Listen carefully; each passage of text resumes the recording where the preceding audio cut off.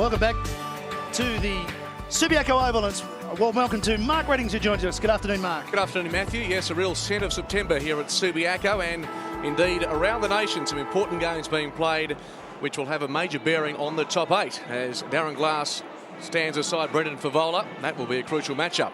Let's check in on those scores and the other games being played today. We're going to show you those. Replays are scheduled. If you don't want to know the score, you can look away now.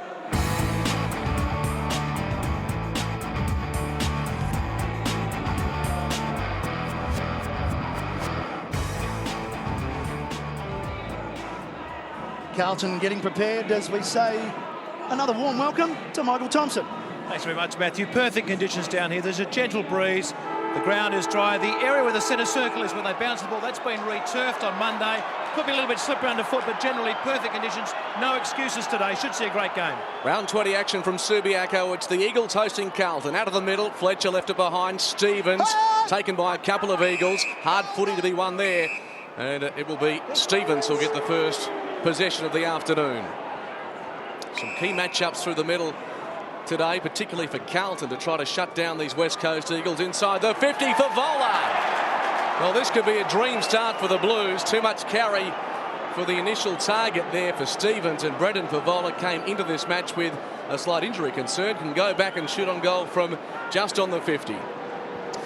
Well, an outstanding start by the Blues. When you go into stadiums, have a look at the match up there. That's pretty obvious to us all. Wooden is running with Camporelli. They started on a wing. But if you go into state, it's just almost vital to get off to a good start. Big Fev can go back and slot this one. The distance won't be a concern. Maybe the million inflatable banners at the back of the goals may be a bit of a distraction. We'll have a look at those shortly. But this is a modern phenomena to have to deal with. Favola, the best in the business in the AFL from outside 50. Just pushes it slightly to the left-hand side. And as a result, a minor score. The first of the afternoon, a promising opening by the Blues in the first 90 seconds. Yes, he's been down on form of late, Brendan Favola. Just 5 goals in the last 4 games. He's had a hip problem, but he did kick 6 against the Eagles earlier this year when they were held goalless till half-time. The Eagles at Optus Oval. Big win by the Blues as balls to the outer side. Stevens reads it the best. Goes back, McGrath. Oh, that's too easy once again. And this time it's Waite who was on the end of the pass. So 2 marks inside their forward 50 already, Carlton. And Jared Waite from 45 metres. Not a good kick. The crowd tells the story once again. He's got left as well. 2 behinds to the Blues.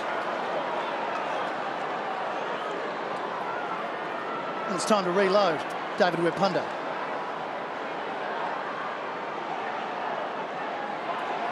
Sizing up his options, going short. Fletcher, not his best kick. He's kicked that out on the full, so almost a nervous start, Jared, by the Eagles. Yes, I guess if you're coming into this match, the one query you would have is, will there be a letdown after last week's big victory? Well, this man certainly doesn't want to do that as he breaks away. Poor kick, but it may fall to the advantage of Michael Braun. On centre wing, McGrath arrives. Braun ducks under the tackle. Glass up the line, and the ball spills over the boundary line in front of Quinton Lynch. Carlton with the better of the opening couple of minutes here this afternoon. The umpires Hayden Kennedy, Matt Stevick and Dean Margetts. Crowd approaching 40,000. Beautiful conditions for football. Round 20 action from Subi. French and Cox wrestle. Comes out of there eventually to Houlihan. Slick hands to Camporelli. Scrambles a kick towards half forward. Slap clear. Koutafidis couldn't control it. Harford gathered well. Kick ineffective. And that ball's not coming out. Well, Daniel Chick has got a pretty big role on Anthony Koutafidis. Always important to keep the captain out of it. Kouta, of course, has battled with that injury. Nick Stevens and Daniel Kerr is a pretty good matchup for both sides. It will be interesting to just see how far away they're going to play. But Nick Stevens looks as if he's going to run pretty closely with Daniel Kerr. Dean Cox with the football during the week. Peter Sumich declared that Michael Gardner would be no walk-up start at the present time, given the form of Cox and CB. The pass Dropped initially by Lynch. Sweeping hand pass accommodates Wooden. Here's Kerr. Chip kick is good. And Waters slides onto the mark inside the attacking 50. Well, Beau Waters has just been a fantastic introduction to this team. He's a hard goer. He's got good skills. And he reads the ball particularly well. Quinton Lynch there just getting involved at centre half forward, and a big job there for Thornton. Just playing his 8th game for the Eagles. And this for his first AFL goal. A big ask from outside the 50. He hooks it and pushes it to the right-hand side. The Eagles are on the board. Still no major score to either side. And we've travelled almost 5 minutes in the opening quarter. Stevens goes short. The kick in, finding Bentic. And he's got a job also picking up Chad Fletcher. And Fletcher has had a great season and has been in good form, in particular in the last month. The last month has been superb, averaging 29 disposals. Teague trying to bust through. There's Fletcher, we spoke about him. Morrell just knocking it forward. Teague wrapped up by a couple of Eagles. One of them was Wooden. Waters in there again. The ball doesn't go out. Eventually it does. We'll have a boundary throw in. Fletcher with Bentic, and he's made an impressive debut. This is his 3rd AFL game, Bentic. And in the foreground, we can see Corey McGrath is starting to consolidate his spot in the side, going with Judd. Yes, he's getting their best midfielder at the moment. Kerr, Wooden, little fumble. Morrison, gee, that was a hot handball for Weir Punda. He had to beat 3. Houlihan fighting hard. Kurtafides, good hands. Gave it over to Harford. Open forward line for Carlton. Going back, taking a good mark glass. He can switch play, senses that, and immediately breaking his Dean Cox. Open space, outer side of the ground. A couple of bounces to the big ruckman. Looks upfield, Braun is free. The kick has too much carry, but maybe the intended target in the end was Sampi. Quick to move, left foot kick, spearing effort inside the 50. Mark dropped by Camporelli, gets a second chance. The Blues under pressure. Well, he's confident, has a bounce. Stevens and Teague, in fact, goes to ground. Umpire lets it go. Thornton's quick kick only covers about 15 metres. Slick hands, comes to Bentic. Scrambles it inside the centre square. Weir punted to ground. Barnaby French is there. The whistle is blown, and Carlton out of trouble. For the opener, Matthew, you asked which game that the Blues would bring to Subiaco. Well, if the first 5 minutes are any indication for the long term, we're going to be in for a competitive match, because they look hungry and they are really applying some pressure to the big midfield of the big reputation midfield of the Eagles. Chick out of that congestion. Kurtafides with him, but Chick makes about 35 metres. Thornton first onto it. Hand pass, looking for the line. Perhaps Judd can't keep it in. And with him, McGrath, who had the job last week on James Hurd at the MCG. He's got another big task. Dennis Pagan, a lot of faith in Corey McGrath. He's forced to throw in about 65 out from the Eagles' goals.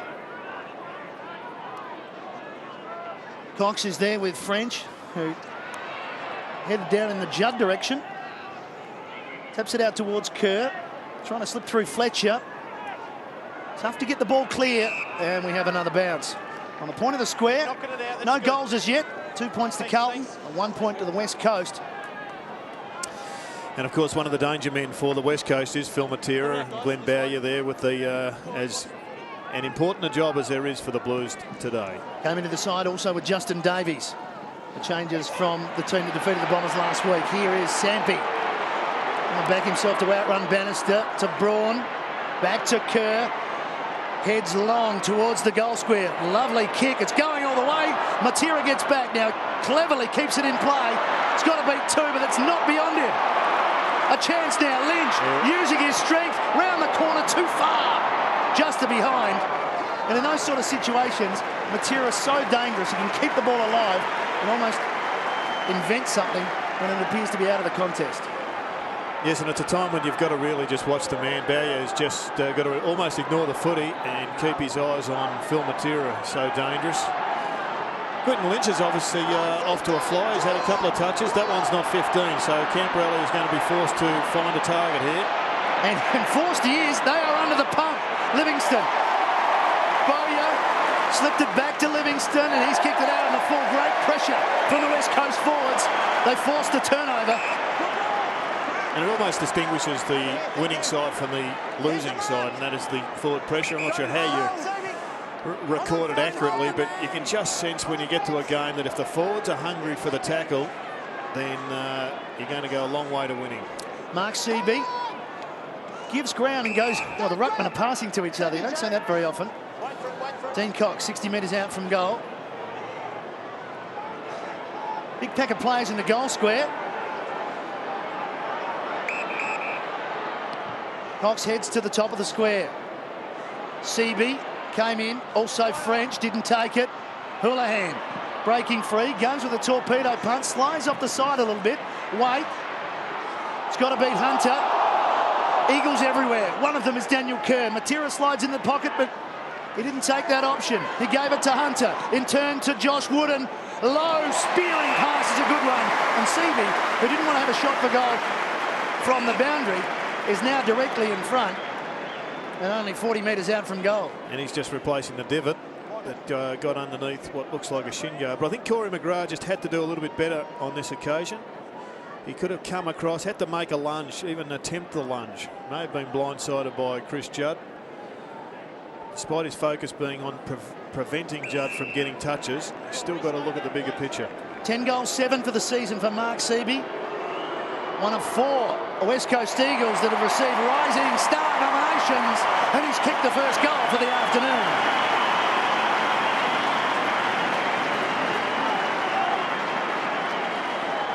Well, he's a multi-talented player. He's a basketballer of great note, I believe, Mark. And they've plucked him in the draft, and they're getting a return and persisting with him. Wooden getting a couple of important possessions. There's that one that may have been out of his grasp, but if he throws himself across the body, he may have just distracted Seaby somewhat. Just can't concede that he's going to mark it. 11 career goals for Mark Seaby.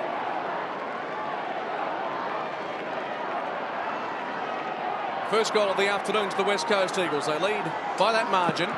1-2 plays, 2 behinds. Mark Seaby getting the first of the day. Judd was taken illegally, pushed in the back according to the umpire. And the free kick against Corey McGrath. And Braun has been able to affect a matchup that they would have liked the Eagles, and that is to get him onto Nick Stevens. Judd, one of 4 Eagles to have played every game so far this season. Heads out wide. Wooden spoilt from behind. Camporelli got it from Favola, spirals one to the 50, where Punda in good position. Harford spoils, recovers, shoots on goal from 45. Which way will it bounce? Unkindly for the Blues, but Daniel Harford did it at both ends then, defensively and then offensively, but couldn't finish. Still yet to score a goal, the Blues, but they've been very competitive. Just a question as to how long they can keep this pressure up on the West Coast Eagles. Fletcher on the end of that, back to Weir Punda. Cox presents himself even wider still. Mark taken by Morrison. Hard up against the boundary into space. This will force Cox to stretch those legs.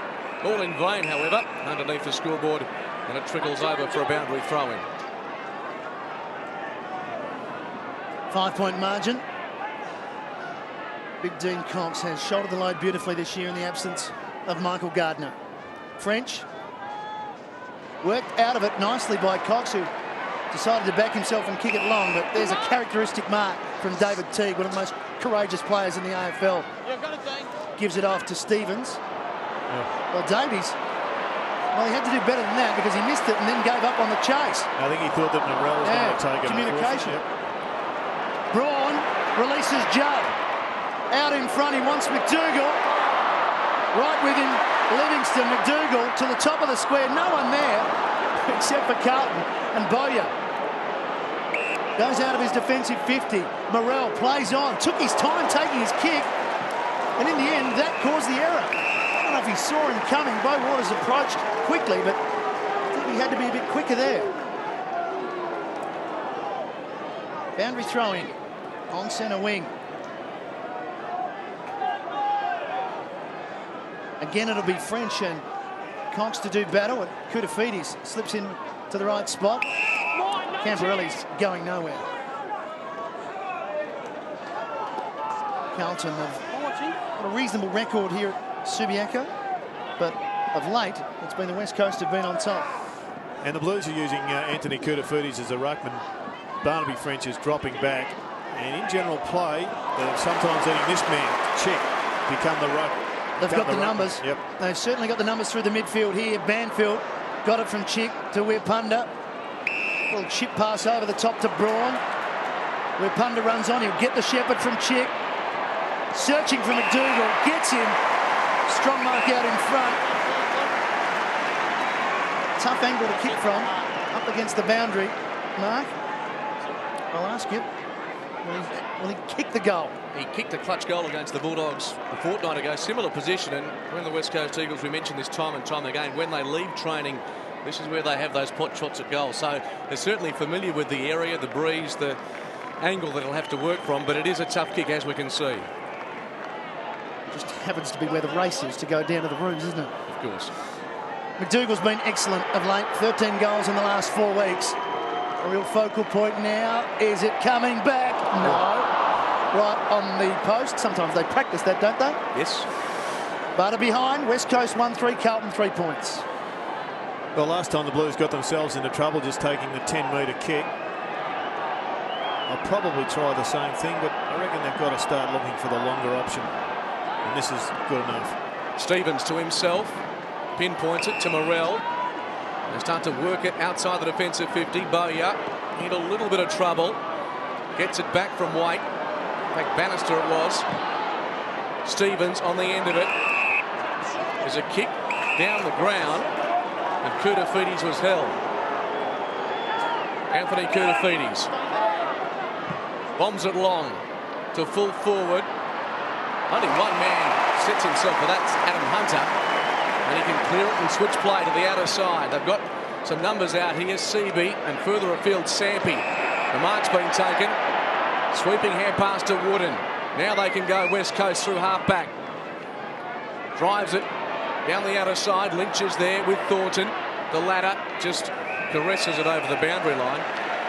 Just the one goal still on the board. Perfect conditions. Far cry from what we saw in Melbourne and Geelong yesterday, but still, goals are hard to come by here. The West Coast Eagles with that goal off the boot of Mark Seaby.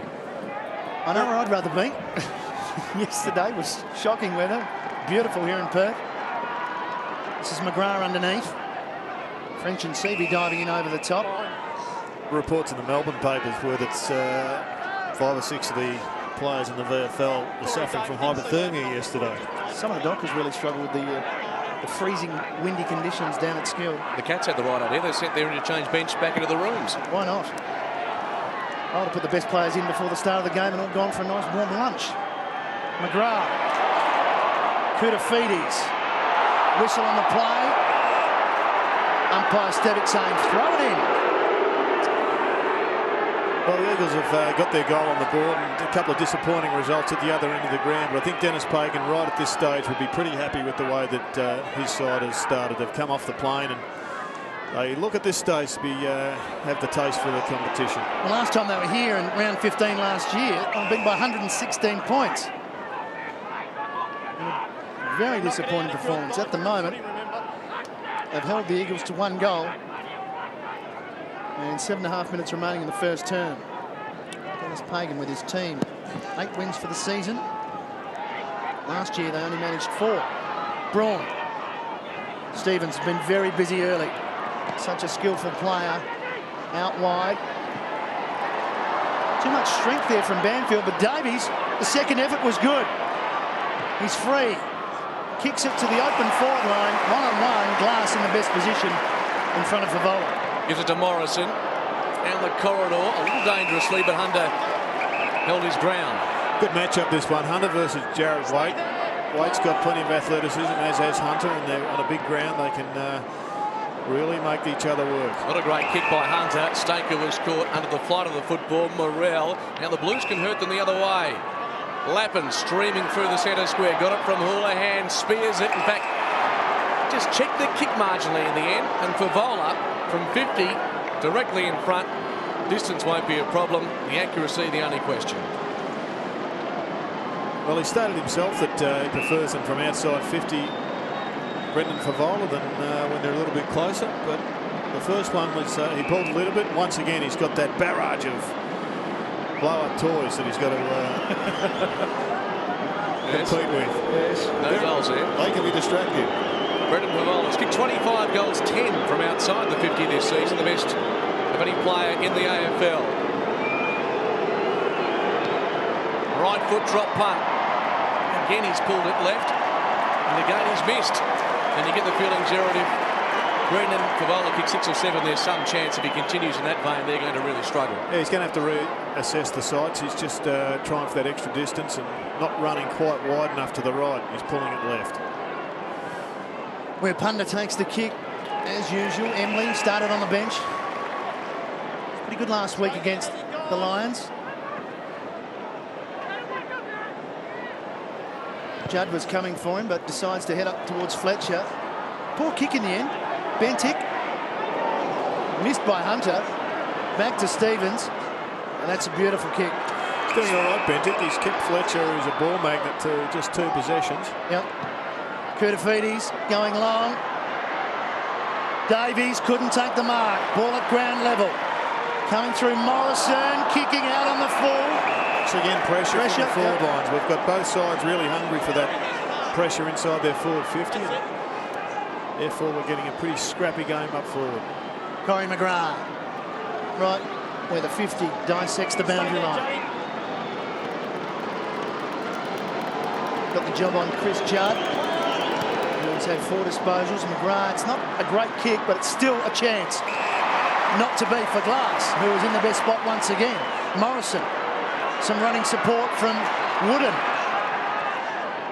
Out in front, Staker's come onto the ground. Just waltzes around Digby Morrell. Here's Seaby on his own, can go all the way, can get inside 50, line up for another goal. Seaby's got 2.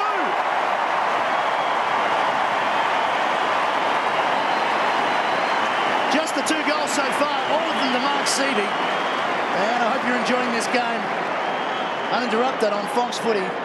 Here, our Fox Footy interactive Sunday match for our digital subscribers. And he's proving the key forward, Gerard. He is. He's. I reckon it's exciting times for the West Coast. There, a couple of these kids, like Seaby, are starting to come through. And in finals, on the big grounds, blokes that can mark the footy are so important. West Coast Eagles out to an 11-point lead on the back of a couple of goals to Mark Seaby this afternoon. Perfect bounce in the middle. This centre square battle is crucial. The man in question gets a clearing kick. Waters, awkward bounce. Gee, he was taken by Davies, who went hard at the man and the football. Waters emerged from that. Hand pass was chopped off. Comes to Wooden. Kurtafidis try and get through that tackle. No opportunity. Just having a look at Brent Staker, he reminds me a lot of a young Mitchell White. He really moves like him, he looks like him. He may just be a little bit quicker than him. Not the first person to say that. Obviously a long way to go in his career to match Mitchell's All-Australian status. Kurtafidis went for Favola, spilt to Scotland. Now foot race to the top of the square. Hunter is there. Wait in pursuit. Will he concede? He does. It's the post. At the defensive end for the West Coast Eagles, they'll take that because the fear factor was riding high for those Eagles defenders. Classic example of Pagan's paddock, wasn't it? It was, and must be something about home ground advantage because the wide blow-ups didn't start waving then. Only at one end of the ground as well, Gerard. I'm not sure if the budget's slightly shrunk in the latter half of the season. I reckon they might appear after quarter time. In the back pocket, Morrison, who's been terrific after a horror run with injuries over the past couple of seasons. Speaking of injuries, Drew Banfield, off that knee injury in round 1, has missed 12 weeks of footy, but has come back at the right time of the season for the West Coast Eagles. The margin's 10 points. He keeps it low. Judd slides onto the mark. Corey McGrath with his hands full from go to woe if he stays on the juggernaut, as we call him over here now. Cox, Embley on the wing. Important player for the Eagles, makes it difficult for Staker, keeps it in momentarily and then nudged over the boundary line. We've got a throw in with still just the 2 goals kicked, nearing quarter time, and no surprise there that Stevens tops the disposal tally. I think the good thing for the West Coast Eagles, Seaby and Cox, your big men on that disposals list. Getting plenty of work out of them. Here's Chad Morrison, superb last week against the Lions. Just up the line to Braun. No one picking up Cox. Here he goes again. The big man sets sail for home to the top of the square, looking for McDougall at the back. Matera wanted it to come over and then gets into the contest. How did that fall into his lap? Sampi over the top. Chick doesn't panic, never does. Goes back 30 metres, but they still got the ball. We're Punda. Torpedo. Barrel, come on, do it. Goes into the pocket. Staker. Oh, well done by Lappin. Now, he hasn't had a lot of possessions, Lappin. He's been quiet. Just the one. We normally expect more from him. He averages 21 per game, but that perhaps saving a goal. 2.5 minutes remaining in his first term. He's working the full length of the ground at the moment, though. He's really running hard from back pocket to forward pocket. Sampi with some explosive pace, but didn't take the football. Bentic over to Bannister. High ball. With Punda in the best spot. Didn't take the mark. Quick release. Judd. Clean hands. Well done, Morrison. It's a beautiful handball because it opened up that side of the ground. Embley, not his best kick. Here's Lappin into the game. Well, he's the one sitting in the hole. They started off with French, but they worked pretty well with French. Kurtafidis became the ruckman, so they pushed Chick onto French, which was a real problem for them. So they were forced to put Kurta there, and still trying to get the one-on-one. Sorry, the spare man in defence have gone with Lappin. The Blues holding firm. Kurtafidis' kick though was errant. And David Weir Punda, uncontested, takes it across to Fletcher. Swings it wide to Wood, and they start to peel off now. Inside the centre square, indecisive, has to concede. Back to where they started. Well, all players are now in the West Coast half. Carlton know that the clock is running down. They don't want to concede another goal. Just over a minute remaining. Banfield short. Here comes Dean Cox again. 65 out. Measures the kick. Caught Matera out of position. And on this occasion, it allows DeLuca to get back, take the mark, get it to Camporelli, who turned 29 last Wednesday, off to Digby Morrell. And Dennis Pagan, despite trailing by 10 points at the moment, would be quite happy to take this to the quarter-time break, slightly dangerously across the face of goals. Lappin has the football. He goes off now by hand to Livingston. Can the Blues pinch a late score? Matera runs Livingston down late. The kick to the wing. Kurtafidis wrestles with Chick. The latter does brilliantly. Off to Weir Punda. Now does he give it to Embley? He does. They're fiddling with the football over possession. Bouncing ball to Banfield. Off a step, he's forced to kick. And Dean Cox, your man, has got it again. He's everywhere at the moment. They refuse to pick him up. Now the handball over the top to Waters, who spots Matera. Lovely kick from Bo Waters. Well, it's been high pressure footy for about a minute, with both clubs knowing that the quarter-time siren is imminent. Let's just head quickly down to Michael Thompson on the boundary. Barnaby French copped a heavy knock on the nose. It's been looked at by the club doctor. He should be all right, but still pretty sore. Thanks, Michael. And in that time, we've seen Dean Cox running rampant, even though Adrian DeLuca's on the ground. Philip Matera, 56 goals, 33 for the season. Uncharacteristically off target last weekend. Doesn't miss too many. And he's a master at creeping round on the mark. Well, he can't creep now because the siren's going to go once this whistle's blown. That's correct. The Eagles lead by 10 points. This will be the last kick of the quarter. Matera to make it 16. In the end, that'll be a pretty good result for John Worsfold. And it is. Matera gets his first. Eagles go to 3-3 to Carlton, 5 points. And Gerard, they held sway for a while, but in the end, the Eagles got a 16-point lead. And that's the frightening position. The Blues just didn't take full advantage of their hard work, couldn't quite get a goal, and now they are right under the pump with the Eagles getting a pretty handy one right on the siren. Well negotiated by Phil Matera also. He knew exactly the scenario, and he did it well and went back and slotted a big one. Quarter time here at Subiaco. West Coast on top by 16 points.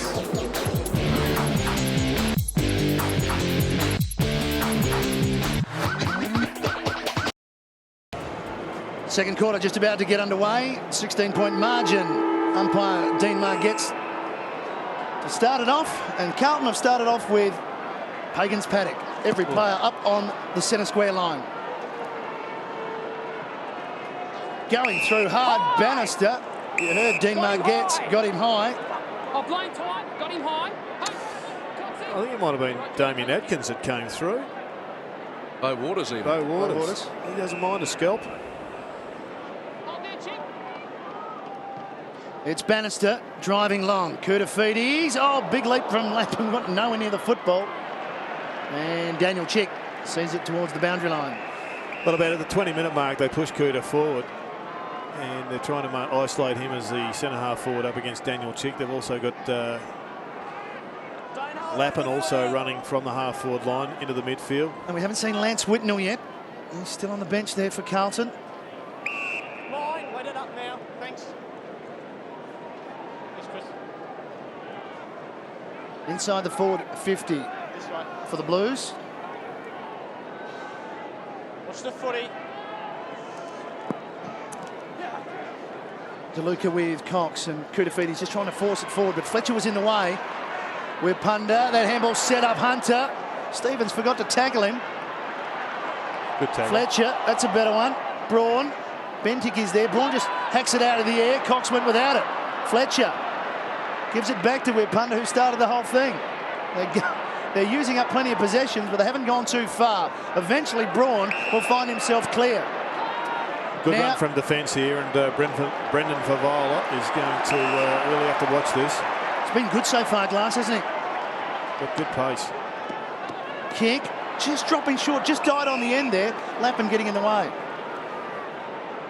Been terrific, Darren Glass, this year with the retirement of Ashley McIntosh and Glenn Jakovic, of course, pulling the pin this season. He's had to stand up, and he's done it with aplomb. Houlihan, just shy of the wing. Measures the kick, perfectly weighted to Koutafidis. Immediately plays on to full forward. Camporelli and Weirpunda go one-on-one. Hunter's there for Vola through his legs. Slapping it clear was Weirpunda. Glass about to be taken down. In goes Johnson and Davies. Over the football was Morrison. Judd, Bentic, can't tackle him, nor could Koutafidis. There's a loose ball to be won and a free kick to be paid. It'll go to Camporelli. Well, I think Campo will be part of an essential part of the paddock, but on that occasion he got too far in front of the ball. He needs to be able to run back towards the goals. Sets it up to full forward. Cox going back, couldn't bring it down. Now Carlton players are calling for a free kick, and they'll get one. How they could see where the football was is beyond me, but the umpire on that occasion gave the player plenty of time, Michael Braun. But sometimes the ball just isn't going to come out.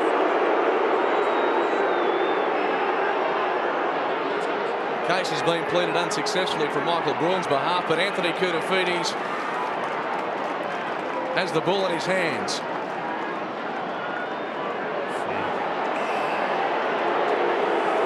Interesting. Here's Kuta from 30 metres out, and the Blues are on the board at Subiaco.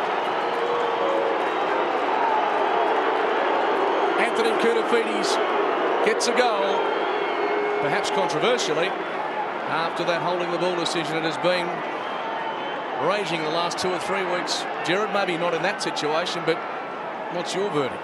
Well, my verdict is that the umpires have really need some direction on this one, and I think the direction's got to come from the Laws panel, because we're getting too many scrimmages.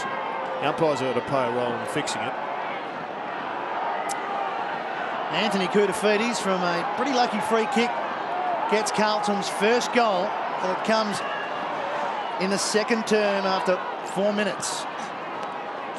They go forward through Johnson, but standing in the way again is Glass. I reckon on the back of that decision, there's just so much confusion in the game at the moment. We are getting closer and closer to introducing that rule that you can't pick the ball up off the ground if you're a la the international rules. Yeah, if you're on your knees, because the scrimmages are just becoming a blight on the game.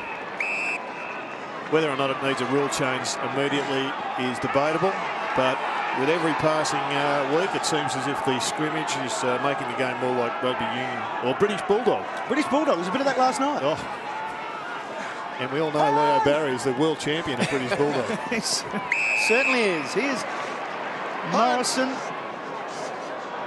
going wide or laterally to Josh Wooden. Shepherd provided strongly by Embley. Here's Staker on a long lead. Just worked under it nicely by Thornton. It goes back to Livingston, over to Stevens. Nice kick wider to Scotland. He's enjoyed a good season since moving over from Collingwood. And a good response by the Blues after quarter time. They've come out to kick the first and only goal. And they're looking pretty composed early in this second quarter. Here is the goal kicker, Koutafidis. A bit of vintage Kouta work there. One-handed mark. Davies not getting past. Chick. Great work from Daniel Chick, has forced the turnover. Cox to Embley. Wider. Braun. This is where the Eagles are so adept at opening it up, breaking wide.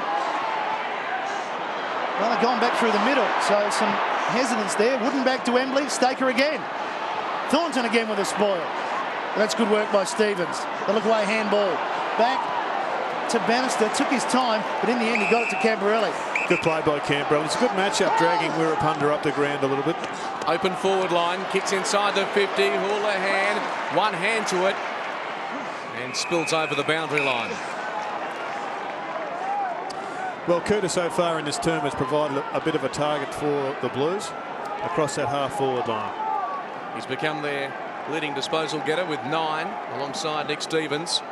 Anthony Koutafidis, great to see him back and playing some terrific footy. There's a holding. Advantage is paid. That's on you. You can't. And that is open slather now for the Eagles to go. Chick, Judd, McDougall the target. Livingston spoils well at the spill. Adkins, 55 out. Centering kick. Bouncing ball.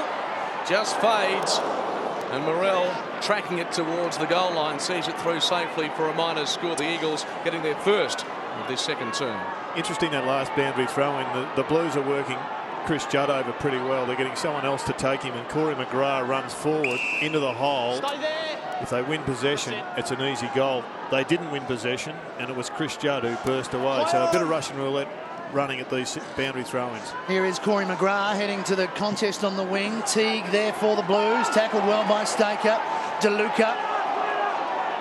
Koutafidis and Wooden, both of them stood up. I think neither prepared to go down and pick it up, fearing they might get pinged for holding the ball. They just stood over the top of it. Hayden Kennedy comes in.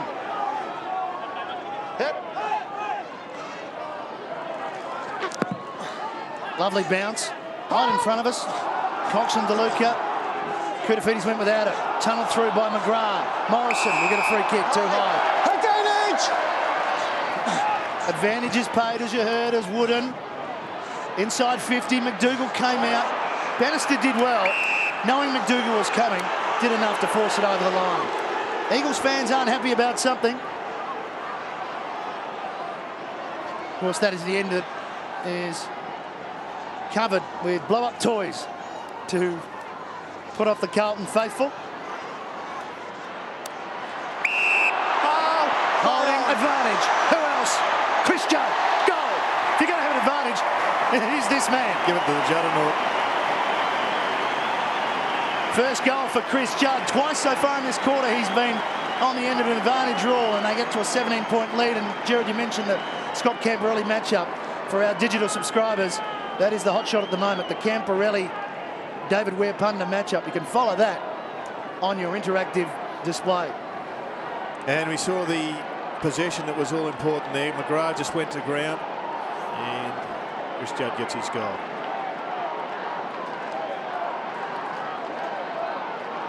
$19 goals for Chris Judd this season. Add to that some big possession tallies, and an early Brownlow medal favourite would certainly be in the mix come that one night later in September. Yes! Embley out of the centre. Going back with the flight was Banfield. Teague with courage. That's his middle name almost. Ball tied up. Blues desperately force it out through Camporelli. Spirals it towards half forward. Off the hands of Houlihan to Davies. Good pass for Vola on the end of it. Couldn't bring it down. Glass, a timely fist for Vola. High, wide, and well and truly out of bounds on the full. Darren Glass, I thought, had conceded almost on that occasion, but a late lunge. Also given a look in because Brendan went for the chest mark rather than extending the arms. Kerr, penetrating kick, sets it up, and Houlihan from behind, that height advantage over Braun. Takes it. Got a couple of players in midfield, left unattended. Uses one of them, Heath Scotland, in the shadows of the light tower. Into the pocket now. Glass has gone to ground. What a mark by Lappin. Well, he was doing it at half back and now he's gone forward and can shoot on goal from about 30 metres. Yeah, he's working pretty hard. And Favola did well there also, just blocking Glass's path. Didn't give a free kick away. It was a brilliant mark by Matthew Lappin, but he was helped by his full forward. He's played every game this year, Matthew Lappin.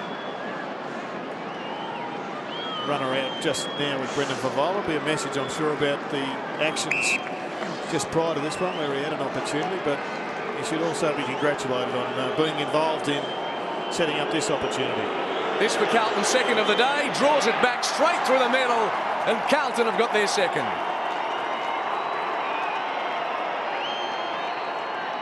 They just keep showing a bit of character here, Carlton. They've done it on various occasions this year, Jared, and despite this flood of possession by West Coast, they're still within touch. Well, you go back to that first quarter where they had a couple of shots that weren't gimmies. They were outside 50. Great mark there, and you don't see, in fact, Favola at the back of that action. But it is based on character, it's based on work, and they're working pretty hard. Matthew Lappin's been good in front of goal this year. 23 goals, 7. Straight up. 11-point margin here in the second term, and Dean Cox has been very good so far this afternoon. Fletcher looking for the clearance. Waite beats Morrison. The ball can go sideways to Koutafidis. Decides to go on his own. Probably not the best decision in the end because the kick was nowhere near Houlihan, and Waters goes back to Mark. Chips it over to Kerr, who in turn thought about going to Cox. He's come off his line. Good decision by the umpire. Aidan Kennedy, kick high. Scotland's got to go and does. Stay there. Play on.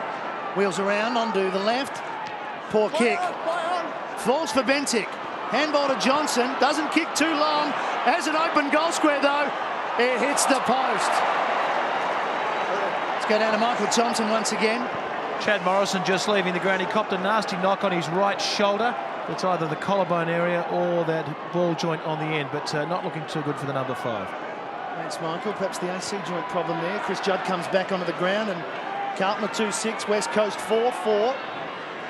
Banfield kicks in short. Embley. Thank you, Scott. Play on. Just what the Blues were hoping for, an injury that got Chris Judd back on the ground. Well, they're still in it here. Banfield did well, but there's a fumble there from Wooden.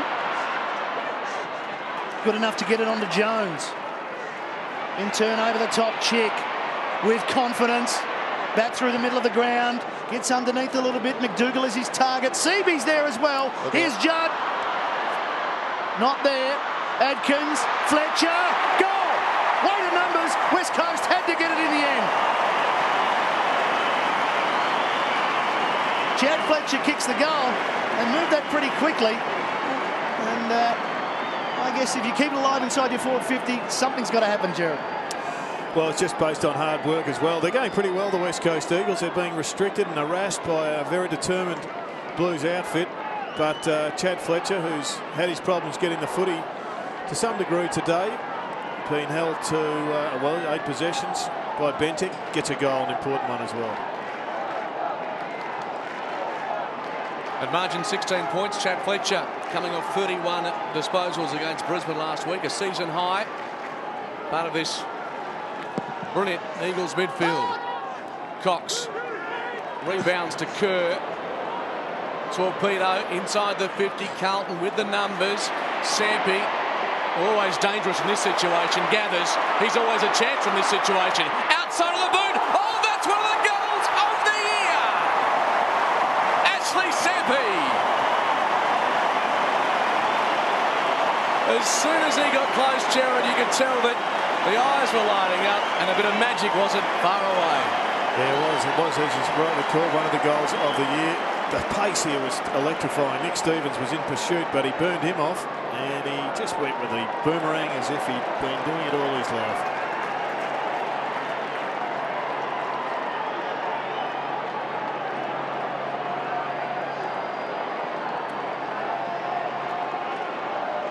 '61 career goals to Ashley Sampi.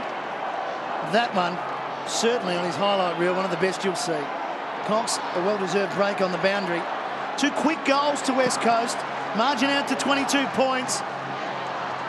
What will Carlton do? Can they steady? Umpire Stevitt coming in. A rare double, getting goal of the year and mark of the year in the one season, potentially. We're talking Bazusto. Yes, back in the early 80s. 81. Famous name here in Western Australia. And at Carlton. And at Carlton. Here's Jones to Embley. Eagles looking dangerous. Speaking of dangerous, Philip Matera. Just looked at an ounce of pace advantage all over the ground to Blues. We saw Sampi taking on Nick Stevens. And then it was Phil Matera just bursting away from Glenn Bowyer. Right there, Phil. Well, they're looking dangerous now, aren't they? Carlton came out after quarter time, and we see Lance Whitnall's coming on the ground for the first time. But they came out after quarter time. The work ethic was there. The Eagles looking for 3 very quick goals. Matera looking for his second. Not his best kick. In fact, that's going to be still in the field of play. It's alive. Adkins. Here's that pace you talked about, Jared. Almost cocked. Sampi couldn't get there. Teague has a fumble. West Coast still searching for it. We'll have a ball up. You both had it. Thanks, Teague. Inside 50, 7-5 in this term to the Blues. They've only managed the 2 goals. Matera hits the post.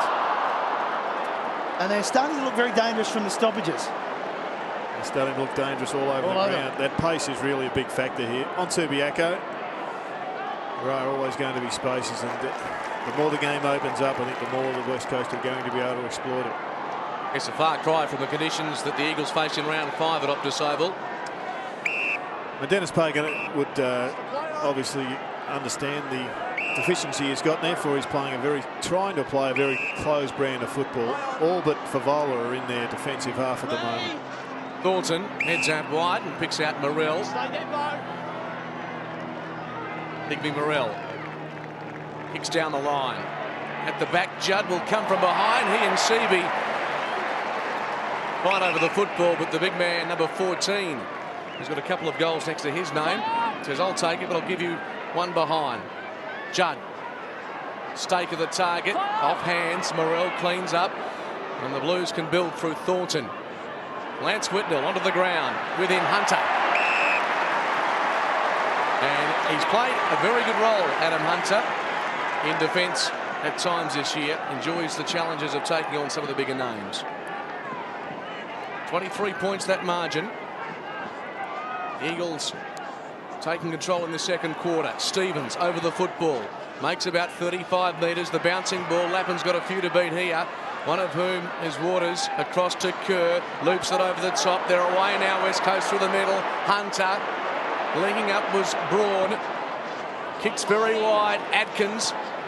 Bounces obligingly. Then finds some space. Has a bounce. Centering kick. On the end of it, McDougall. Damien Adkins worked out that situation very nicely and then presented a perfect pass to McDougall. And he's also been a player that has just given them a bit of extra over the last year and a bit. Damien Adkins. Wooden's having a fairly good afternoon as well. Head-to-head with Stevens. Stevens is getting plenty of the footy, and he's one of the better Carlton players, but he just adds that extra pace, Wooden. And you look across the field, and the West Coast are a super quick side. They can get to September, they're going to cause some headaches. McDougall makes the umpire move to his left, but not enough to prevent full points being registered.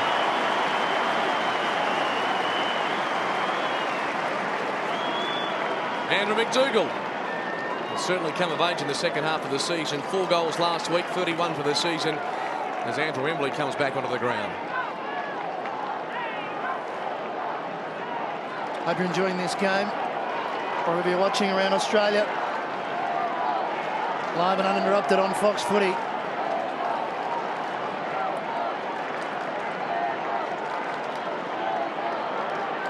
Matera and Bowyer just enjoying each other's company. McDougall, his first of the afternoon. West Coast Now leading by 29 as Camberelli gets the clearance for the Blues. Whitnell and Hunter. Here's Lance, his first possession. Scotland's going nowhere. And now watch the Eagles go. Jones, Waters. Seaby the target, got him. Judd, as if McGrath wasn't even there. Morrell misses the spoil over the top of Lynch. One-on-one contest here. Adkins set up that last goal, gave it back to Lynch. He kicks it a long way. He kicks it high to the top of the square. McDougall's there in the right spot. Thornton, it springs off of Sampy. Matera, what can he do? Slip over. Goes towards Embley. He goes to ground. Oh, and Carlton, they're a little bit lucky there. Matera normally just turns around and kicks the goal. I don't think slipping over was in the script. No, it wasn't, and it certainly saved Carlton a goal because Matera had this one covered. That was goal. It was goal. Nice little hand in there also from Scott Camberelli to keep that out of the way. It's a ball up, still in the danger zone for Carlton. And by the sounds of that, the back of his shirt. Yeah. You heard that. It's a free kick to Barnaby French.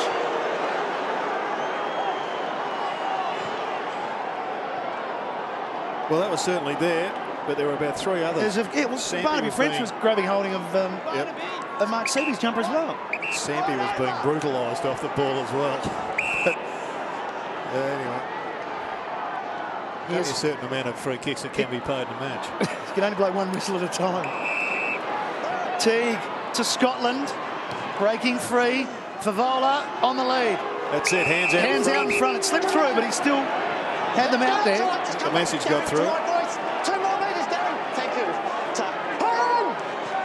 Favola unloads it long inside his forward 50 at the back. Wait. Couldn't take the mark. Kerr in the right spot. Not 15.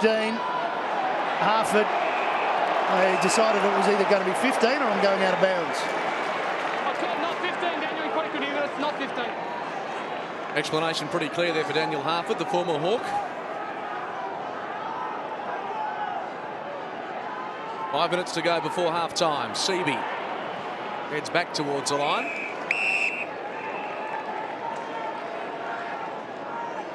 The West Coast Eagles, early days in this match, I know, but their percentage coming into the game, 95.7. Be pretty keen to improve that by 5 o'clock this afternoon. Waters takes the mark at half-back. Short kick into the path of Banfield. It sits, now he's away. Drew Banfield. A bounce, looks upfield, spears the kick, Matera. Defender with no hope there. And Phil Matera, he's had a couple of opportunities, unable to convert. And Drew Banfield, lace out, hits him right on the chest. Pretty good chemistry between the older Phil Matera and the younger McDougall.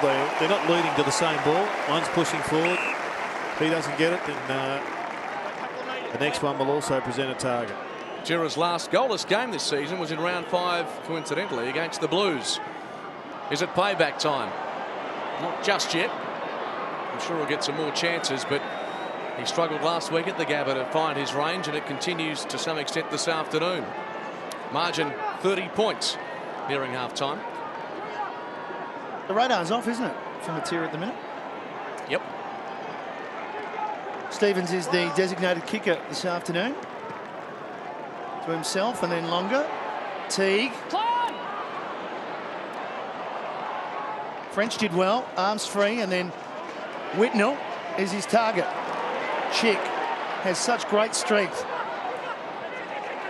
Gets it from Wooden, goes back to Glass, who can set up off one step. Wants big Quentin Lynch, got him. Too big for Daniel Harford. He's a big man, isn't he? Big kick. Bang. High ball. Staker is there, so too McDougall. Ball at ground level. Oh, he went without it, Adkins. He was home free. Houlihan back to Stevens. Carlton defence under pressure. Stevens is good enough to find Teague, who gets a free kick for too high against Ashley Sampy. David Teague, former Kangaroo, finding the former Hawk in Harford. Thornton. Lynch cleans him up after he kicks downfield. Favola, free kick. Daniel, get away, get away. Free kick. Carlton quick to move it. Kudafiti's 1-on-1 inside 50. Hunter does well. Better of the two in that contest. Not sure about the kick. Oh, wouldn't get through to Camporelli. Here's Whitnell. Approaches. Handball over the back. Out to French. 40 metres out from goal. Lovely smother. Cox back to the man who did the smothering in Wooden. Hunter to clear for the Eagles, and here they go. They've got a loose man. Embley's got Braun further ahead. Running hard through the middle. He can go inboard. He decides to now. Glass on the point of the square. Runs to 55. Sets sail for home. It's to the goal square. Matera. He's still alive. Here he goes. Back inboard. Staker turns onto his right boot. Tough angle from there. It's not a bad kick though. I think it's on the wrong side of the post. It is. Just to behind a big Brent Staker. And the Eagles now lead by 31 points. Jarrett. And they're just showing what a class side they are becoming, and fast becoming, the Eagles. Great transfer from full back. Good pressure at both ends of the ground. The midfield is the quality, has its a quality stamp already on it. But blokes like Glass are pushing forward and getting goals, or getting shots at goal. A little untidy by Nick Stevens to Camporelli, who had his own kick-out disaster last week at the MCG, which was well documented. To the wing, free kick. Atkins was looking to get over the top of Digby Morrell. Did that, but couldn't bring the ball down. Morrell to half forward. Whitnell had a chance. Chick off to Fletcher, in turn to Glass. He's growing in confidence by the week. Daniel Kerr, a bounce, a second, a third, told to keep going, to full forward.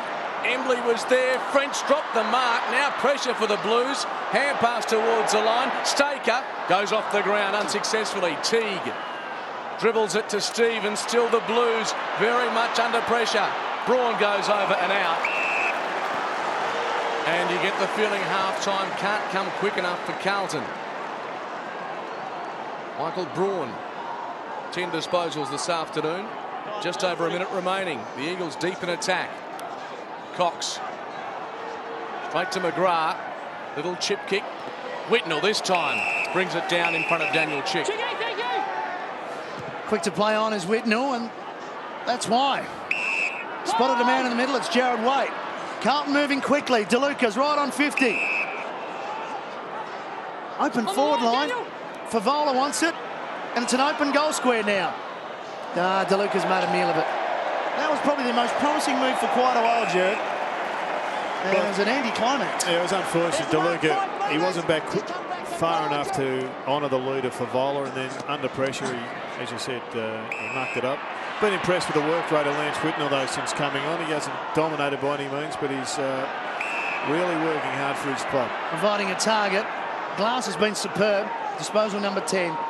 Lynch kicks it 60 metres. Inside 50. Staker.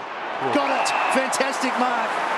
Geez, they're getting some of their talented youngsters coming through at the right time. Staker, and together. McDougall, Glass is playing well. You've also got Ashley Hansen, who's not in the team at the moment, another young player. Bloke called Ben Cousins has been out for a month. Ben Cousins got to come back, but it's these tall forwards that are giving a different dimension to this West Coast forward line. I think blokes like Lynch and Glass, blokes have been around for a couple of years now. They're just becoming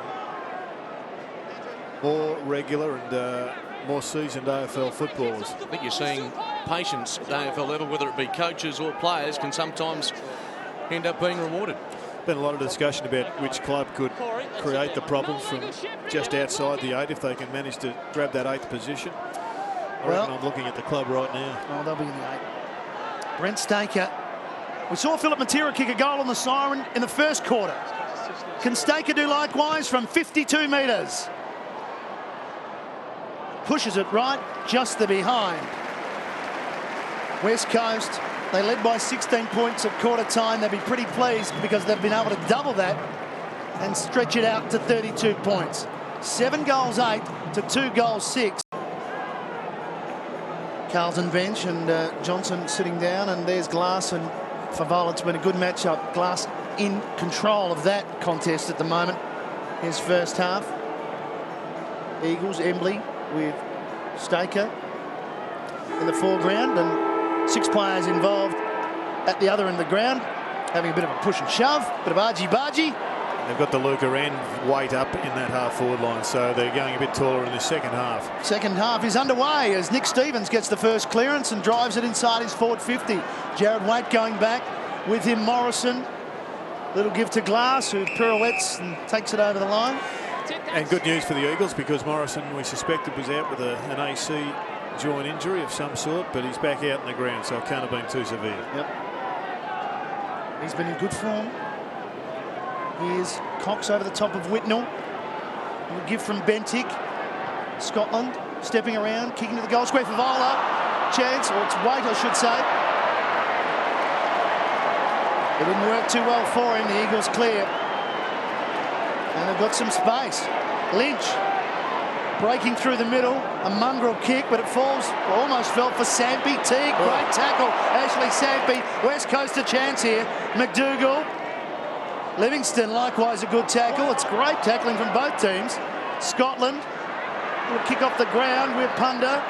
Play on, play on. Well, you heard umpire Stevitt. He's letting it go. Eventually, he's going to have to blow the whistle. Go on, umpire, get in there. He doesn't want to. Chris Judd to Banfield. Slapping it forward. Just keeping it going in the right direction. Cox. It's a bit messy at the minute. Some of the players, I guess, waiting for a whistle. Houlihan, also there, Scotland. And now we're free and it's Livingston. Some slow motion footy, but the Blues have emerged with the football. Momentarily, that is, until Livingston coughed it up. Just having a look at the umpire, had to look through 2 runners who were just hanging off the pack as well, waiting to get to their charges. Surely that can't be good for umpiring. Pretty difficult task. Jones finds Chick at half back. We need to see 3 runners. It's on the agenda. Goes out wide. Here's Cox. I know the president of the Carlton Football Club, who in his former role as the football operations manager of the AFL, would have banned runners. Down the line, Fletcher. Awkward half volley there for Judd. He can't control it. And even Chris Judd, with these conditions, not warm by any stretch of the imagination, but the sun has been beating down all afternoon. Bannister now running with Judd. After Corey McGrath had the job in the opening half. French wrestles with Cox. Release from Braun across to Banfield. Spears the pass, almost a slip catch by Adkins. It went to ground and so did he. Thanks, Scott. 32 points the margin. The Eagles led by 16 at the first change and doubled it at the half. Don't hold off the footy with the instructions. Dig big, dig big, dig big. Have a look at the not holding off the footy. Seavey over the top. A chance for Braun. Open goal square. Bounces away to the left-hand side. And the Eagles extend their margin to 33 points. Bowyer on the bench as Carlton look for a way to stem the flow and try and get back into the contest. Yeah, they've only managed 2 goals so far. And Stevens to himself and away. He wants Barnaby French. 2 Eagles to beat. The spoil came from Rowan Jones at the back. Follows it up and takes it over.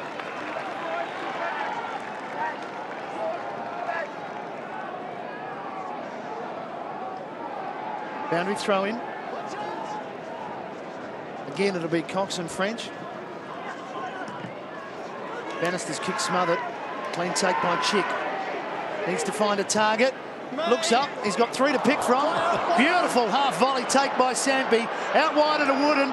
Shows the football to anyone who wants to look at it, and then decides to kick the goal.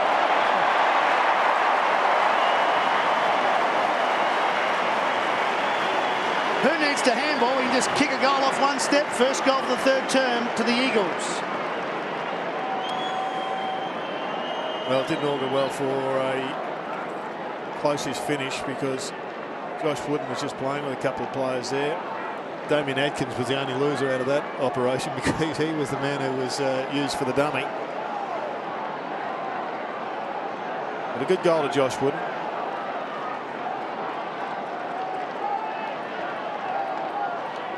A red alert for Carlton.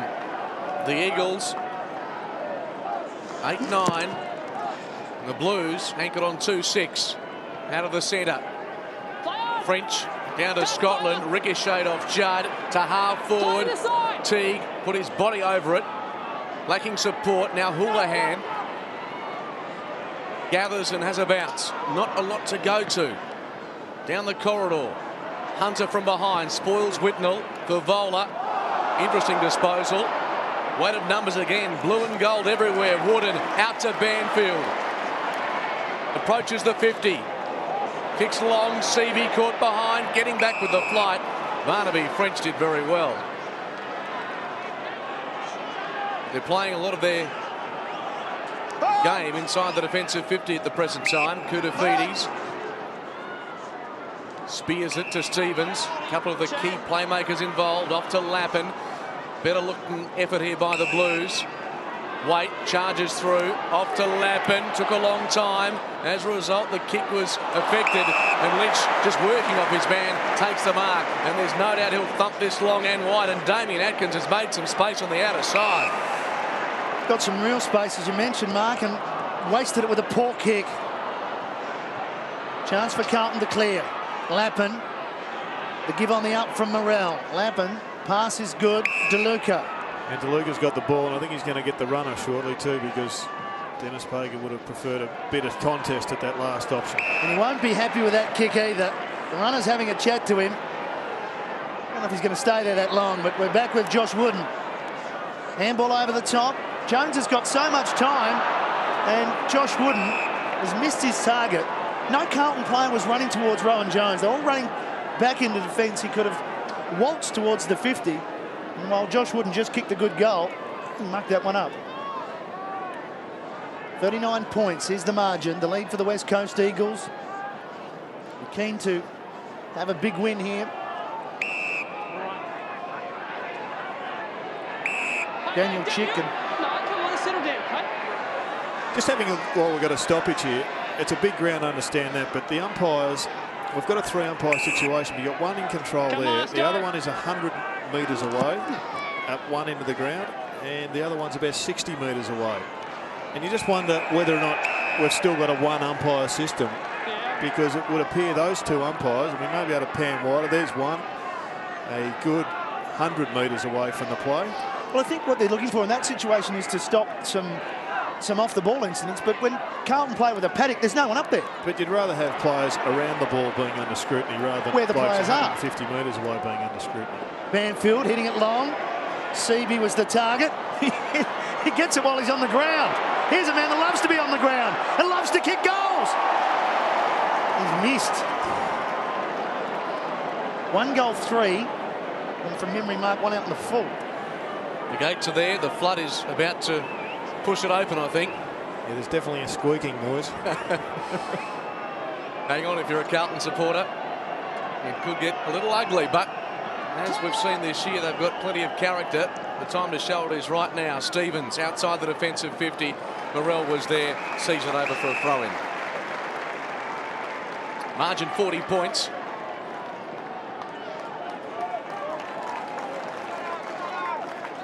Brent Staker started today on the bench, back on the ground. French got boots of ball, where Punda with sure hands and skills. McDougall just pitched in front of him, and Stevens more than content to see it over the line. 5 inside 50s to 1 in this third quarter comes as no surprise. They've owned the football, the West Coast Eagles, in this third quarter so far. Cox works his way to the front. Either ruckman gets to the contest. Sampi. Now Stevens working hard in defence for the Blues. They can clear it now. Scotland streams through half back. Into the centre circle almost. Lynch and DeLuca, where Punda. Wonderful hands to Hunter. Now they're away. Atkins. They've got Braun further afield. He'll be used now. Michael Braun takes it. Goes. 45 out. Looks for home. Kick on its way. Bending. He slots a goal. It took a while, but the West Coast Eagles have managed to find their range when they get their 9th goal of the afternoon off the boot of Michael Braun. But the worrying sign, of course, for the match is that they've totally dominated this quarter. Could have kicked 3 goals pretty early in the piece. They haven't really blitzed the Blues by any means. But I think it would be a brave man to suggest that's not just around the corner. Big challenge for the Blues. Margin looking pretty serious here for Carlton. 46 points. It's growing all the time. French laid it down to Stevens and got it back. But the Eagles with numbers and with confidence. Adkins. Fletcher stood still. Everyone ran past him. Sampi opening up. Chris Judd accelerates to 40 metres and misses. All the stars involved there. And so cool and calm in traffic. But Chris Judd not able to finish off. Be very disappointed. Doesn't miss many of those, Mark. No, I was just about to Mark look at it in the paper. Yeah. Such as his accuracy in front of goals. So we've seen a lot of this from Carlton. All kick to themselves, whether it be Stevens or this time Lappin. And in the end, it's not going to make French, or it does just in the end, but Scotland crumbing. Whitnell playing in front, takes the mark. Back 3, play on. Whitnell wants DeLuca with Lynch at the back. Morrison reads it well. Just kicks to the open space, hoping someone can run onto it. Or his second best option is a boundary throw-in. And that's what's happened. 47 points is the margin. Just under 40,000 people here at Subiaco. Round 20. The West Coast Eagles have been in control of this match from the start. DeLuca, stolen by Jones. Push forward, Lappin in the way. Whitnell, caught. Did enough just to get it to Bannister. His kick not going far enough, and Fletcher slides in. Play on. There's the call where Punda breaks. And he's been impressive since returning to the seniors. Had a bad spell earlier in the season, got dropped, but starting to look pretty dangerous again. Staker got it over the top to Adkins. From the pocket where they practice, Damien Adkins. If the Eagles, Matthew, won every match, where do you think they'd finish? Potentially 6, is that the highest? Yeah, 13 wins. Ladder positions all important, of course. I was in the lift with a couple of Melbourne supporters last night, and with Peter Swab, and they were bemoaning the fact that they were now 5th. Swabby looked him in the eye and said, better than being on the bottom. Beautiful kick from Damien Adkins. Celebrates, tells the crowd, thanks for the advice. They're right on top at the moment, the West Coast Eagles. And I hope all Fox Footy fans around the country are enjoying the game. It's live and uninterrupted. And our digital subscribers have got the option to go into Fox Footy Active and maybe just have a look at the camera angles where Damien Adkins kicks a beauty. Well, that was an outstanding angle of the kick of Wirapunda. He is a delightful player to watch when he's in full flight, and he's got his work rate up to the required level.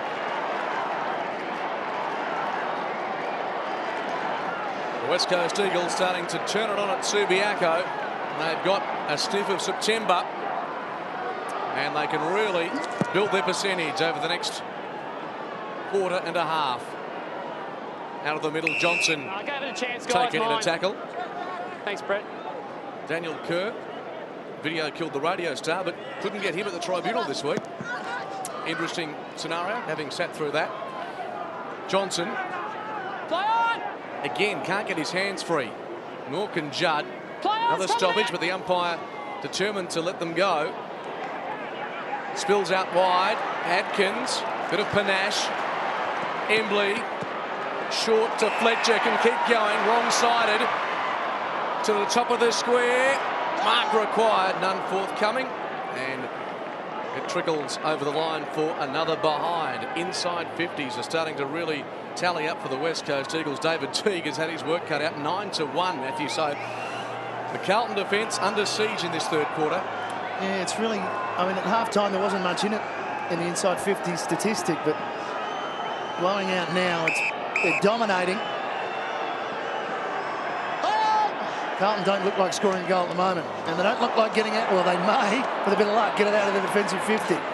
Camporelli, Scotland, sidestepping and then kicking looking for DeLuca. Spoiled from Lynch. Favola just punching it forward. Glass. That's been the concern for the Blues, and I'm sure for Dennis Pagan. There's too many West Coast players are now running around tackles. The defensive aspects of the Carlton game have fallen right away in this early part. Hunter astray with his kick, and it'll be Bentic, the young man, to kick it in, and just goes short to Digby Morrell.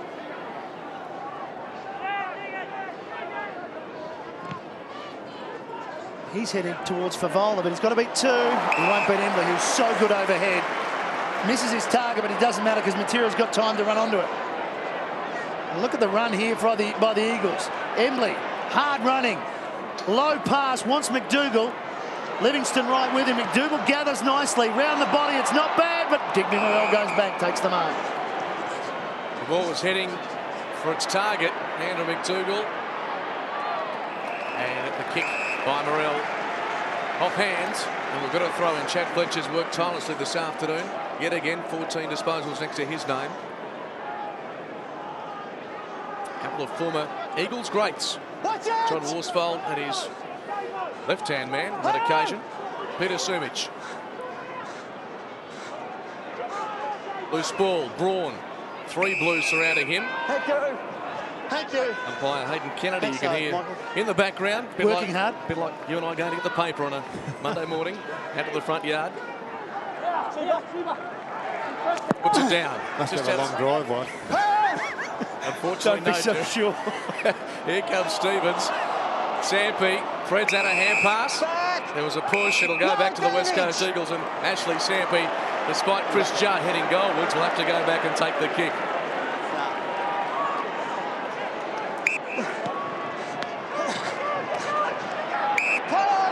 Cross to Braun, open goal, no pressure.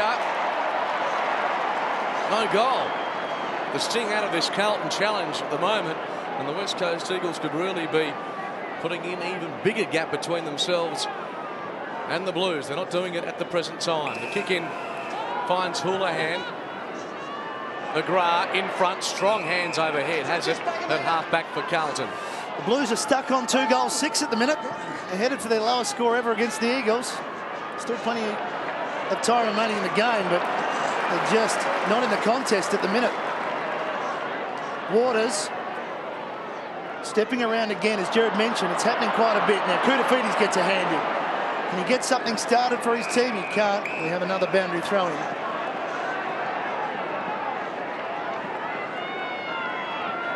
Andrew Embley with the job on the Carlton captain.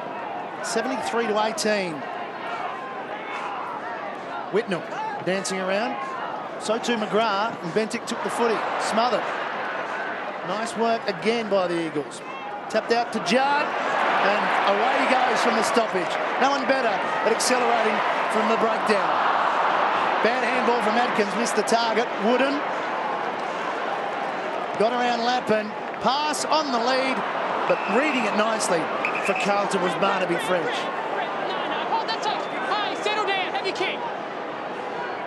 Umpire Margette's in control of the situation. Play on your round.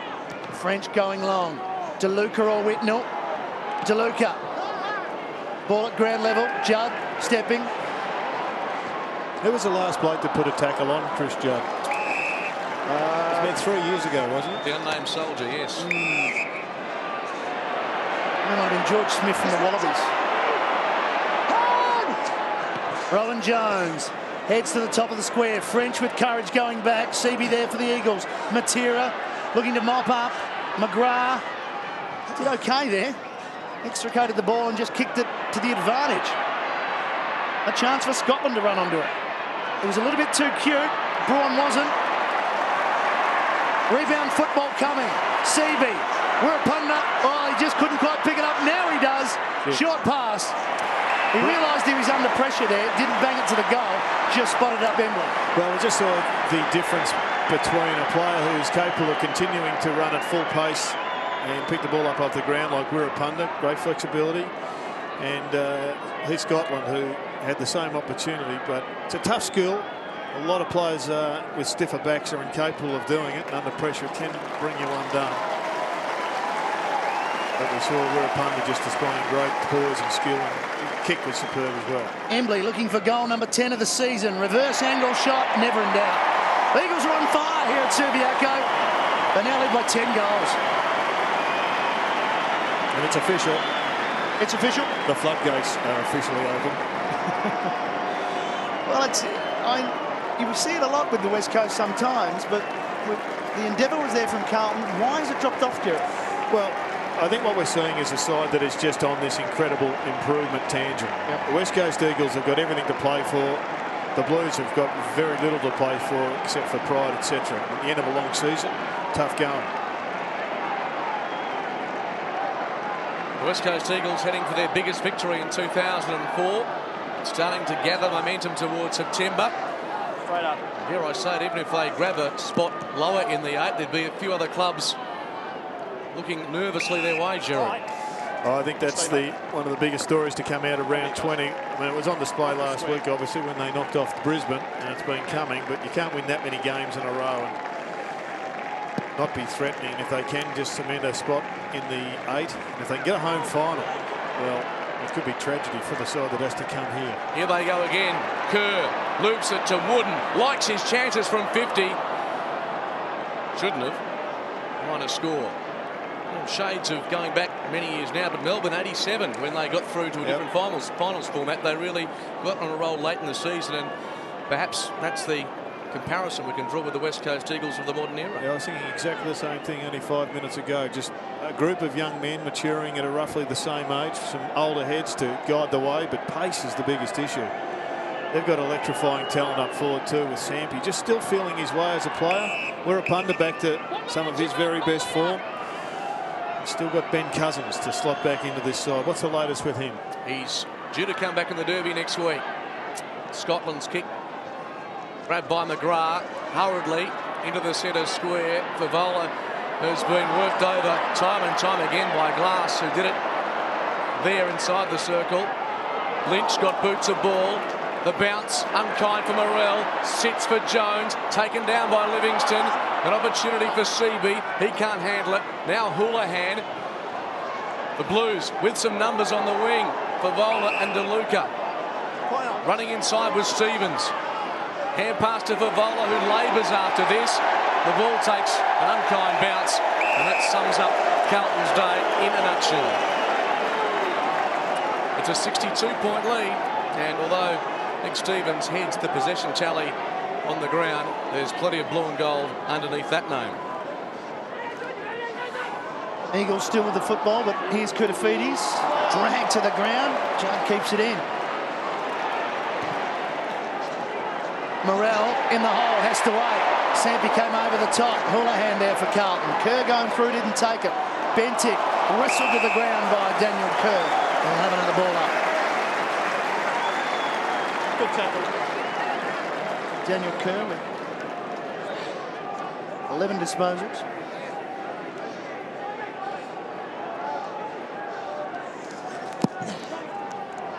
Ball up. Big punch forward by Morrell. Hunter with him, Stevens. Stevens diving over the line. Lance Whitnell having a rest, and Jared White getting a run as well. Nick Stevens has 20 disposals, leads the list for the match so far. 4 minutes remaining in the third term. It's been all the West Coast. Carlton have frozen their scoreline. More appropriate in the conditions at Skilled yesterday to have a frozen scoreline, not here today. Free kick. It's a West Coast kick, and it'll go to a man I think's played almost a perfect game. Given nothing away, Glass, and he switches it to Hunter, and have set up the loose man nicely. 30 metres on his own, perhaps 40 metres on his own is Wooden. Take his time and running up the wing and sum up his options. Kick to the lead of Staker. Didn't take it, and Davies sees it over once again. Once again, a beautiful kick coming off that half back line. I think Staker would have snaffled it had he not had the pressure of the Blues and David Wirrapunda. Straight at it. Ample motivation for the Eagles to keep up the heat on the Blues. Cox, fresh air. Fletcher gave it up to McGrath. Stevens continues to rack up the possessions to the wing. Lynch surrounded by Blues. We're punter over the football. Comes out to Houlihan, but the pressure by the Eagles is such that not only can he not stay in the field of play, he can't get the clean possession.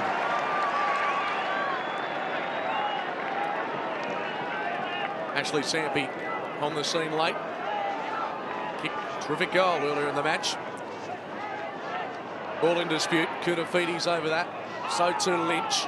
Umpires have been prone to let it go, and as a result it comes out to Kerr, to Wooden for Jones. Kerr's run on, a bounce to the 50.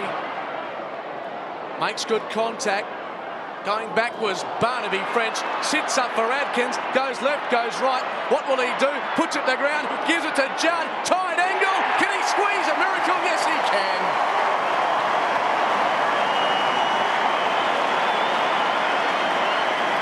Chris Judd,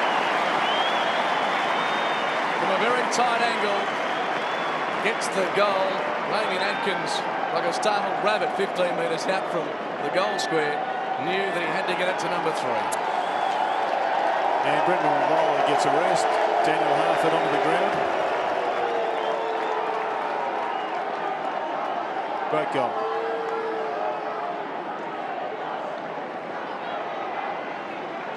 All one-way traffic at the moment with Chris Judd, his second. 5 goals, 6 for the turn to 0. Eagles champ racing around this stadium. Started the day with a percentage of 95. It's fast approaching 100. Waters, just a fumble. DeLuca, and he slip it out the back to Davies. He can't. Lynch appealing for the free kick, not to be. 68 points the margin, another 8 points mark, and that percentage hits 100. I'm glad you worked that out, Matthew, because we needed a mathematician in this trio. You're the man. Well, we've got Brendan Favola having some time to himself on the bench at the moment. Has not had an impact, and has not had an impact for a month. Hunter, Wooden went without it. Stevens very rarely does. Kick, looking for the advantage for Waite to run onto it. Look at Glass. Great tackle by Waite. Davies, pick up, Scotland, gone. Play on the call, good decision. Here's Daniel Chick paddling it forward, looking for Wooden.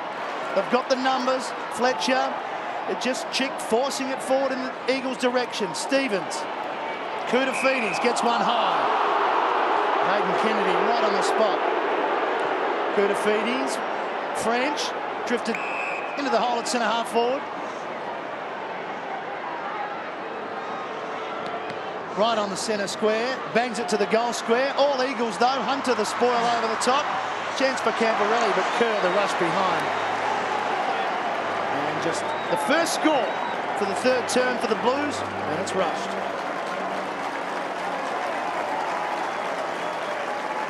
Dennis Pagan's got a couple of phones on the go late in this third term. Where punter's been terrific. Finds Hunter.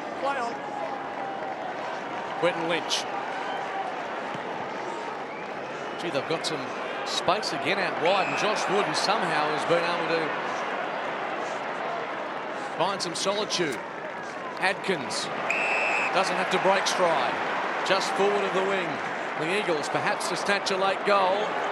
He loves the spot. He loves the spot. This is his own position. Hit the post from a very similar spot in this match. Andrew McDougall, I suspect, will kick after the siren again. The West Coast Eagles for the third time in this match to do just that. You'd back him in this time. He's playing with enormous confidence. Andrew McDougall there with 10 seconds on the clock. By the time he makes contact, the siren will just about have sounded.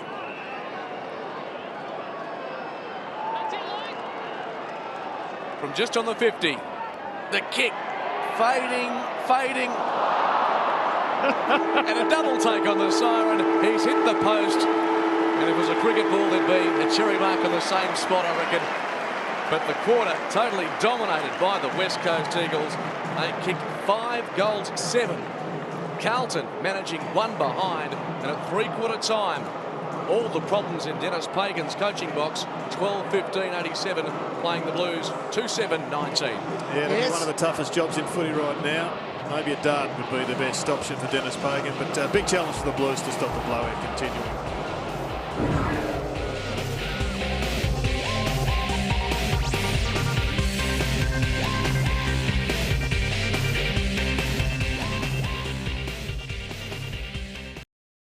Very pleased with the effort of Darren Glass. Hence we see Brendan Favola starting once again on the bench. Underway for the final term. Carlton looking to get something out of this game, perhaps win a quarter. But Judd the first possession. Teague trying to get past Jones, can't. Staker. Camporelli first to it for Carlton. Open forward line, kicks to the space. Jared Waite just pushed off it too easily there by Hunter. Came back for the second effort though. Goes back. Little kick from Bannister to Camporelli. Carlton maintained possession through the middle of the ground. Chicky, don't hold. Over to Johnson. He spins around quickly, spots up Davies, and that's a good take. Promising move there by the Blues, and Justin Davies takes a mark inside their forward 50. He'll kick from 45 metres out. The angle not too tough. Goals have been certainly hard to come by. Just the 2 in that second term. Hasn't had a lot of it today, Justin Davies. He's made a couple of Blues with the skills when he has got it. But that's a talented mark. We know he's got plenty of talent. He's just got to find a way of putting it together a bit more often. Back after being dropped for 3 games and playing with the Northern Bullants. Of course, kicked those 3 goals in 6 minutes against Collingwood early in the season. A dynamic comeback for the Blues to win the game. Can he kick the goal here? Not a good kick, not a good finish, and the crowd enjoyed the behind to the right-hand side. Some disconsolate faces there on the Carlton bench, and officially the Eagles have to win by 114 points to find themselves in the 8 tonight, so they've got some work to do. The lead by 67, but another good quarter will put them right on the brink of that coveted position of 8th spot.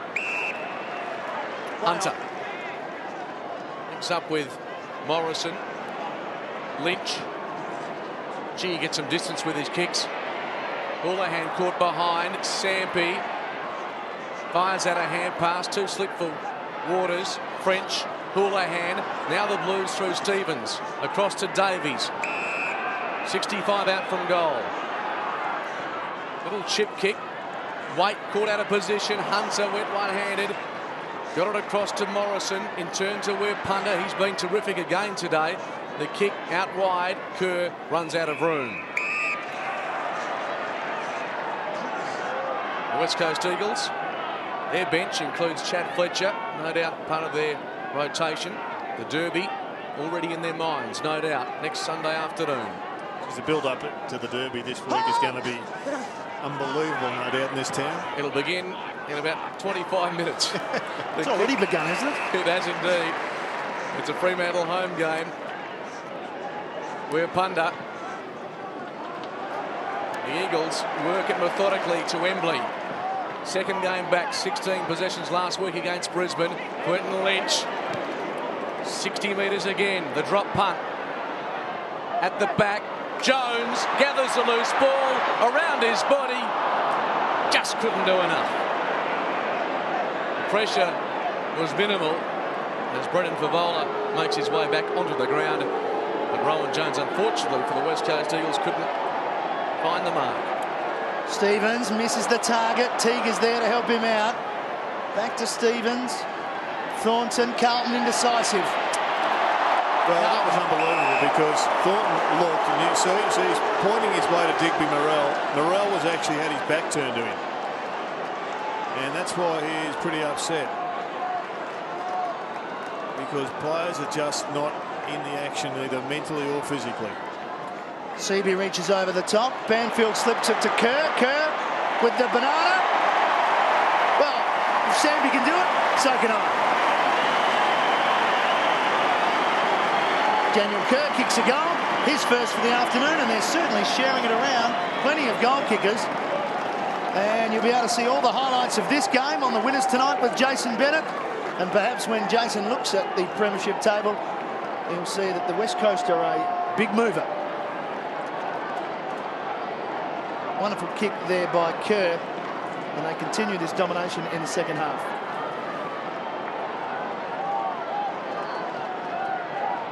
Come down here, boss. 74 points at margin now. It's building for the Eagles. It's been a dark day for the Navy Blues after that stirring victory against the Bombers last week. Johnson out of the middle. Chick out of mid-air. To half forward. Embley, an unkind bounce. Houlihan stripped of the football. Jones and Waters combined. Now to Braun. The Eagles start to build. The way they're building and the lack of resistance suggests that the 114 points is not completely out of the question. Staker was lurking. He's still over the football. Morell and Teague trying to tie it up. The latter does pretty well. Camporelli been relatively quiet by his standards. Morrison nudged over the line by Bentic, and will toss it back into play.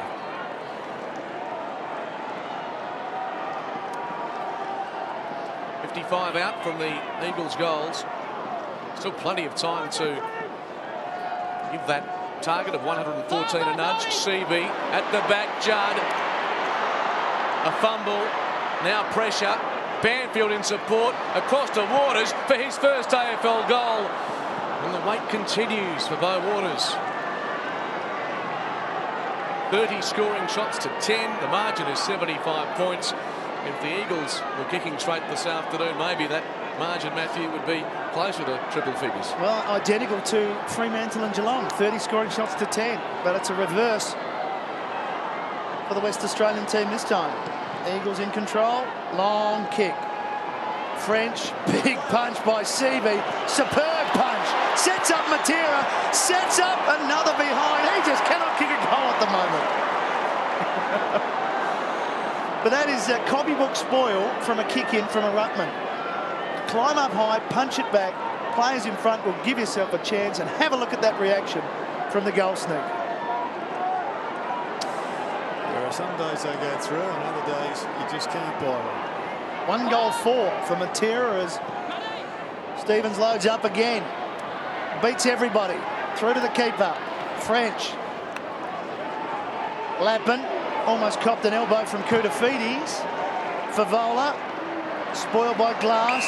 Free kick for Vola over the shoulder.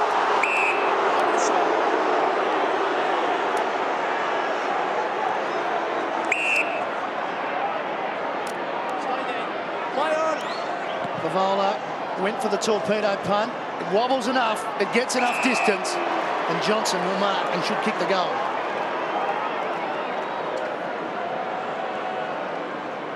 Brett Johnson hasn't had a big day. Just the 4 disposals. Normally we see him in at the centre clearances going well there, just the 1 centre clearance. Spent some time on the bench and up forward, but he was in the right spot at the right time for the Favola kick. Just for Carlton's 3rd goal for the afternoon. Did his best to miss it, but it's through.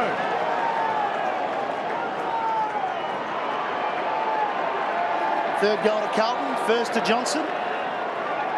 And as you could expect, the crowd not really interested or not really concerned with it. No, not all that enthusiastic, the crowd were. No. It was really more a bit of an anti-climax, but it's amazing how many times the mongrel Torp catches the defence unawares. Yeah. Just floats out a little bit further. And Brett Johnson wouldn't have taken too many overhead marks in the goal scorer in AFL footy. That's one of them.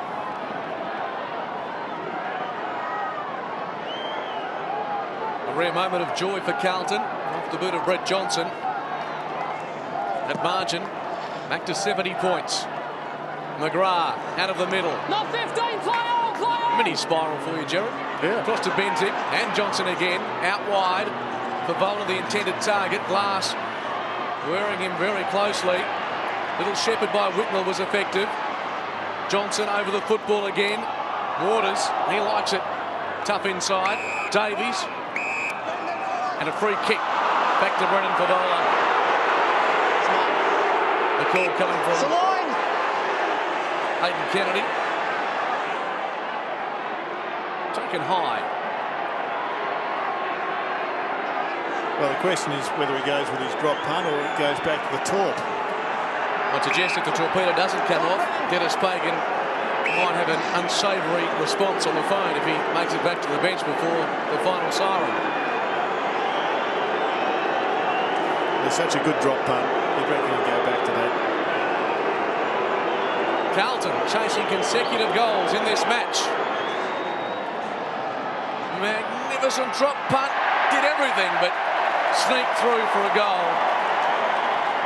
And for the third time, the woodwork has been hit at the city end of the ground here at Subi this afternoon. McDougall 2, Favola 1. Speaking of torps, they seem to have gone out of David Wirapunda's game. Yes, you're right. I thought for a second he's going to load up there. We were hoping the timing would just come back to haunt you there, Jeremy. Yes, he has put it in the cupboard for the time It being. would haunt me too. I'd love to see him unload the barrel. This is Daniel Kerr. And a measured kick looking for Seaby. French nudges him out the way and takes the mark. Carlton having a bit of a burst here. Whitnell, Kerr was fantastic. Showed great courage to go back. Chain of handballs, ends up with Chick. Over to Jones. He misses the target. Puts Glass under some pressure. 3 Carlton players come to him.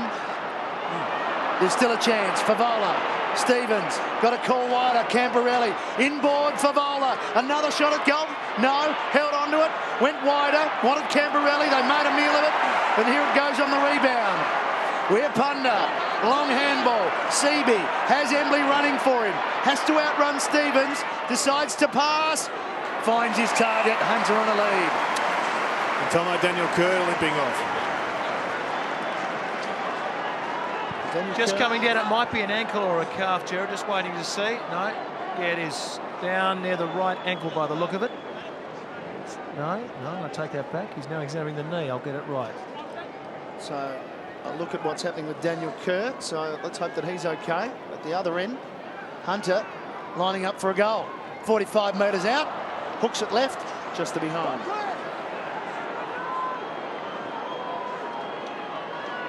And great care taken and examining Daniel Kerr. Get the latest from Michael Thompson and perhaps a assessment from Gerard after he sees some more vision of Daniel Kerr receiving some treatment. Thornton gets around a couple of Eagles, delivers pretty poorly in the end. Wirapunda back to his best, dare I say it. Cross to Waters. Looks very much at home at AFL level. There's a free kick. It'll go to the Eagles. And Hunter will take it. Off to Staker. Goes across to Hunter. Thought about giving it off. A centering kick. McDougall with the sit. Faster, higher, stronger. Superman. Athens. Perhaps the Greedos. As the ball's ended up with Andrew McDougall. And just on Daniel Kerr, it looked as if he just got a knock on the knee when he went back with a flight of play. But talking about flying, just off the one step, McDougall is going to be dangerous. That's the last I suspect we've seen of Daniel Kerr for the afternoon. Put in cotton wool for the Derby next Sunday. And the following week against Melbourne. Eyes on Andrew McDougall. Sweet contact off the boot. Another goal to West Coast.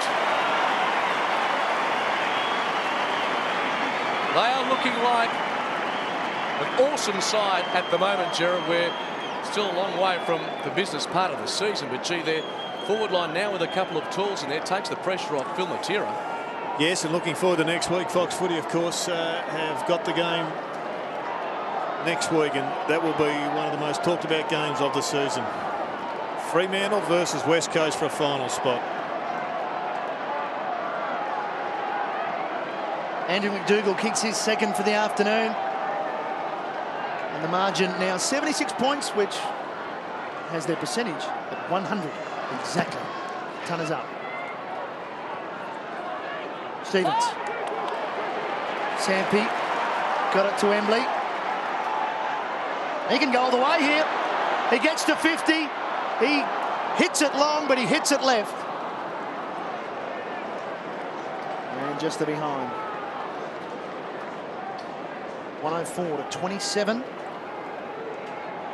Margin was just the 32 points at half-time and 7 goals to 1 since that time. Away go Carlton. Johnson.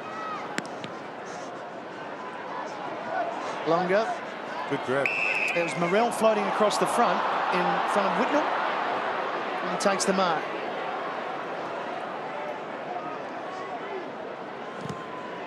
Whitnell is the target, but Weirpunda came with a two-fisted punch on the upgive from Fletcher is good to Chick.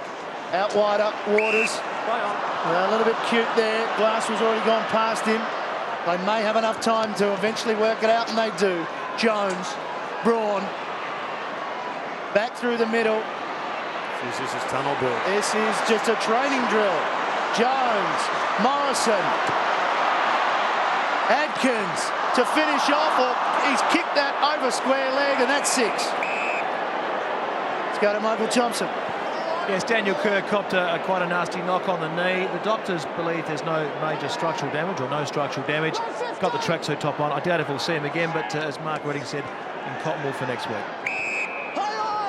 Nick Stevens receives it. Ball just pitched in front of Lap, and now he's got a problem. Carlton work it out through Scotland. Across to McGrath. Whitnell one out with Lynch. Now Whitnell kept his feet. Lynch didn't. Allows Whitnell to pop it over the top into the path of Camporelli. Weirpunda closing outside of the boot. Very clever kick by Scott Camporelli. No, it just hit the post. That post is moving.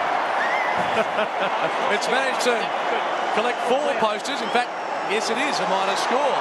Had me fooled. Just shaved perhaps the padding. Let's watch it again.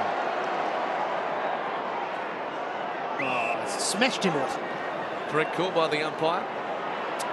Kick out wide. Favola spoils and a boundary throw, but Scott Camporelli did everything right, but sneak it past the padding. I'll tell you who else did everything right. Lance Whitnell, he still just has the deft skills that made him such a star at an early age. Clearly we know he's been hampered with injury and athletically he's being challenged. 76 points that margin. Stevens forces it forward again. It rolls over and out yet again. And the midfielders have had plenty of it from both sides this afternoon. Nick Stevens will walk off the ground this afternoon, Matty, with his head held pretty high despite this thumping for Carlton. 21 kicks, 9 handballs for Nick Stevens. Streets ahead of the rest of his team. Next best Camporelli with 17. Now you're holding Corey. Embers, you can't grab him. You can't grab him, mate. Very clear, the infringement and the free kick from McGrath. Come round. Too far out to kick the goal. Goes to the torpedo. And has kicked it out of bounds on the full.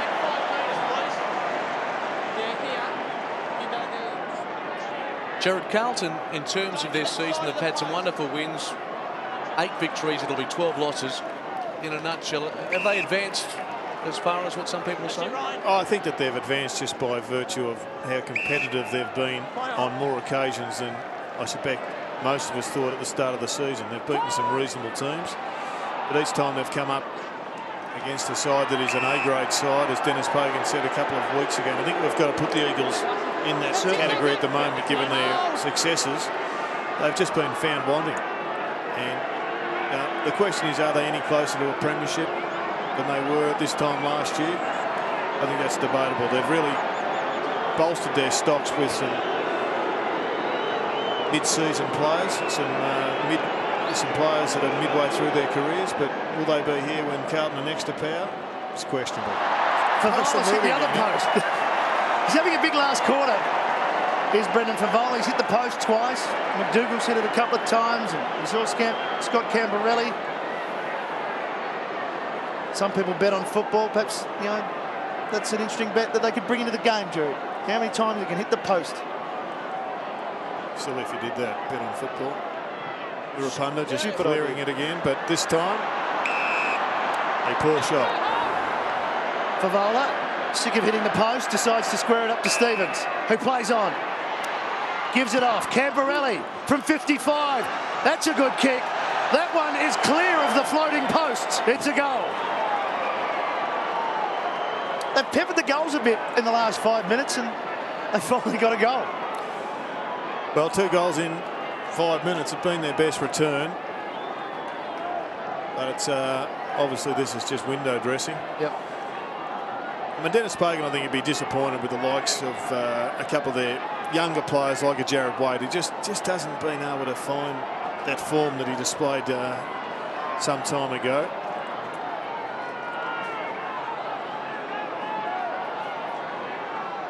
A shade of respectability on the scoreboard for Carlton. Their 4th of the afternoon, Scott Camporelli. Finding range. Embley's kick was smothered. McGrath. Penetrating kick inside the 50. Whitnell's got a couple of Eagles to beat. At the back, Brendan Favola. What can he do here? Outside of the boot. Bouncing ball. Bouncing through for a goal. The Fev's done it. The heat's out of the game, but Carlton, to their credit, finishing off better than the West Coast Eagles in this final quarter. Well, that's the positive, and they'd be looking for anything they could hang their hat on the Blues. The fact is that they have outscored the West Coast in his final term. Favola's responded. He's been a big last quarter. And he's got to learn from that.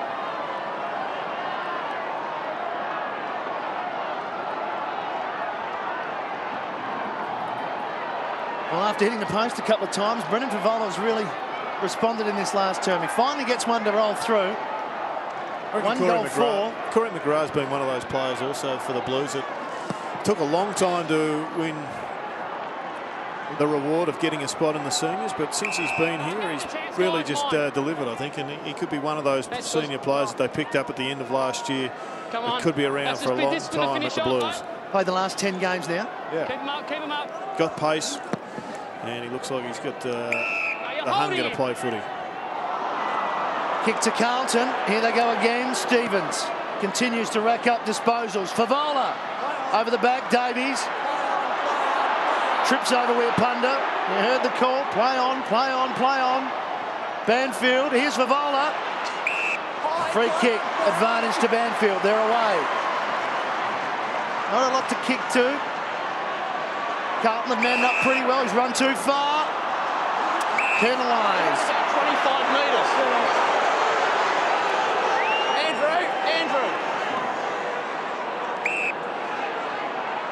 This is Houlihan now. Chance for Carlton again, but Rapunda cutting it off. He's in the way. Will he receive the benefit of 50 metres? No, there's no need for it, Dave. There's no need for it.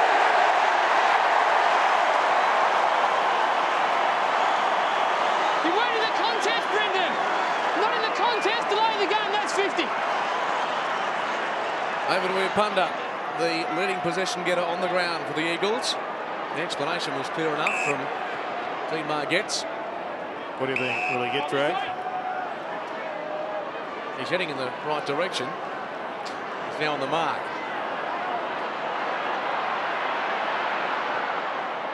Staker out wide to Glass. Haven't we liked his game this afternoon? Measures the kick, too much on it for Jones and Stevens. He in turn goes laterally to McGrath.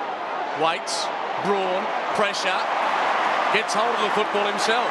A bounce, top of the square, mark required, none forthcoming. It's right on the goal line.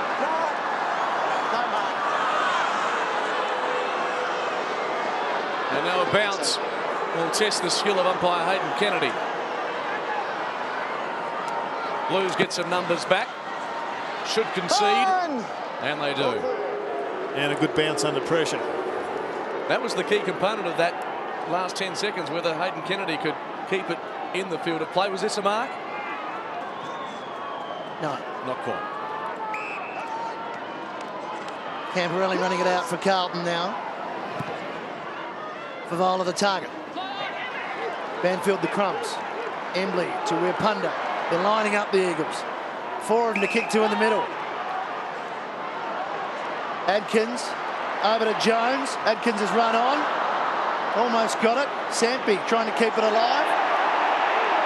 Crowd claiming he was held. They're not going to get the free kick. Johnson kicks it back. 3-on-1. Lance has got to beat them all, but he did well to get a fist to it. And here comes the cavalry. Camporelli, chip over the top. Davies. Whitnell runs on for him. Bentic, can he spot Whitnell? He does. And Lance could run in and kick another goal. Good work by Whitnell, because he's the one that kept them alive. He had to beat 3. He realised that he was out of position, just put the hand in and got it down in front. And in the end, they worked it out pretty well. And in the end, the Eagles are suffering because they're playing a different brand of footy than that which got them the lead. It's really a form of basketball at the present time, with just 1 or 2 too many handballs. And eventually they've got themselves into some trouble. The turnover at half-back, when the target was Adkins, provided the opportunity for Whitnell, who did well.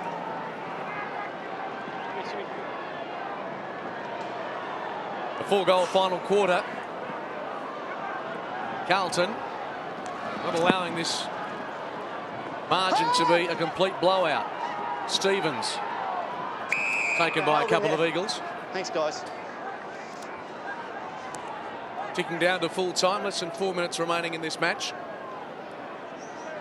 Of course, the West Coast Eagles next week play Fremantle. And the Blues take on the Demons at Optus Oval. The ball at half forward. Bowyer goes to ground. Lappin there, squeezes it out. Fletcher intercepts. Waters, Jones, Chick. They're conceding ground until they spot Embley. Good grab. Overhead, good mark. Had Blues coming from all parts of the compass, but kept his head and brought it down. Daniel Check has also been in good form in recent times, which is a major plus for the Eagles. Such an experienced player. And they've got a couple of minutes now, the Blues, Matto, to prevent history being made. Yeah, 6-13 is their worst score, the Blues, at the moment. They stand at 6-11. That is, of course, against the West Coast Eagles. Andrew Embley, it'll take his best effort. He likes it. It's a goal. 2 goals to Andrew Embley.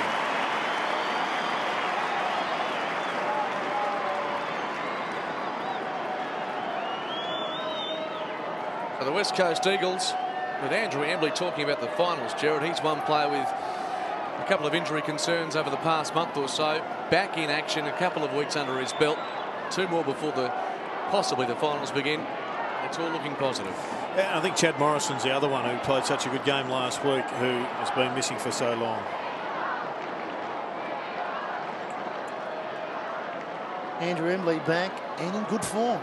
Another 20 disposals tonight and a couple of goals. Today, I should say. 64 points is the margin with 2.5 minutes remaining. Can the Blues get a goal?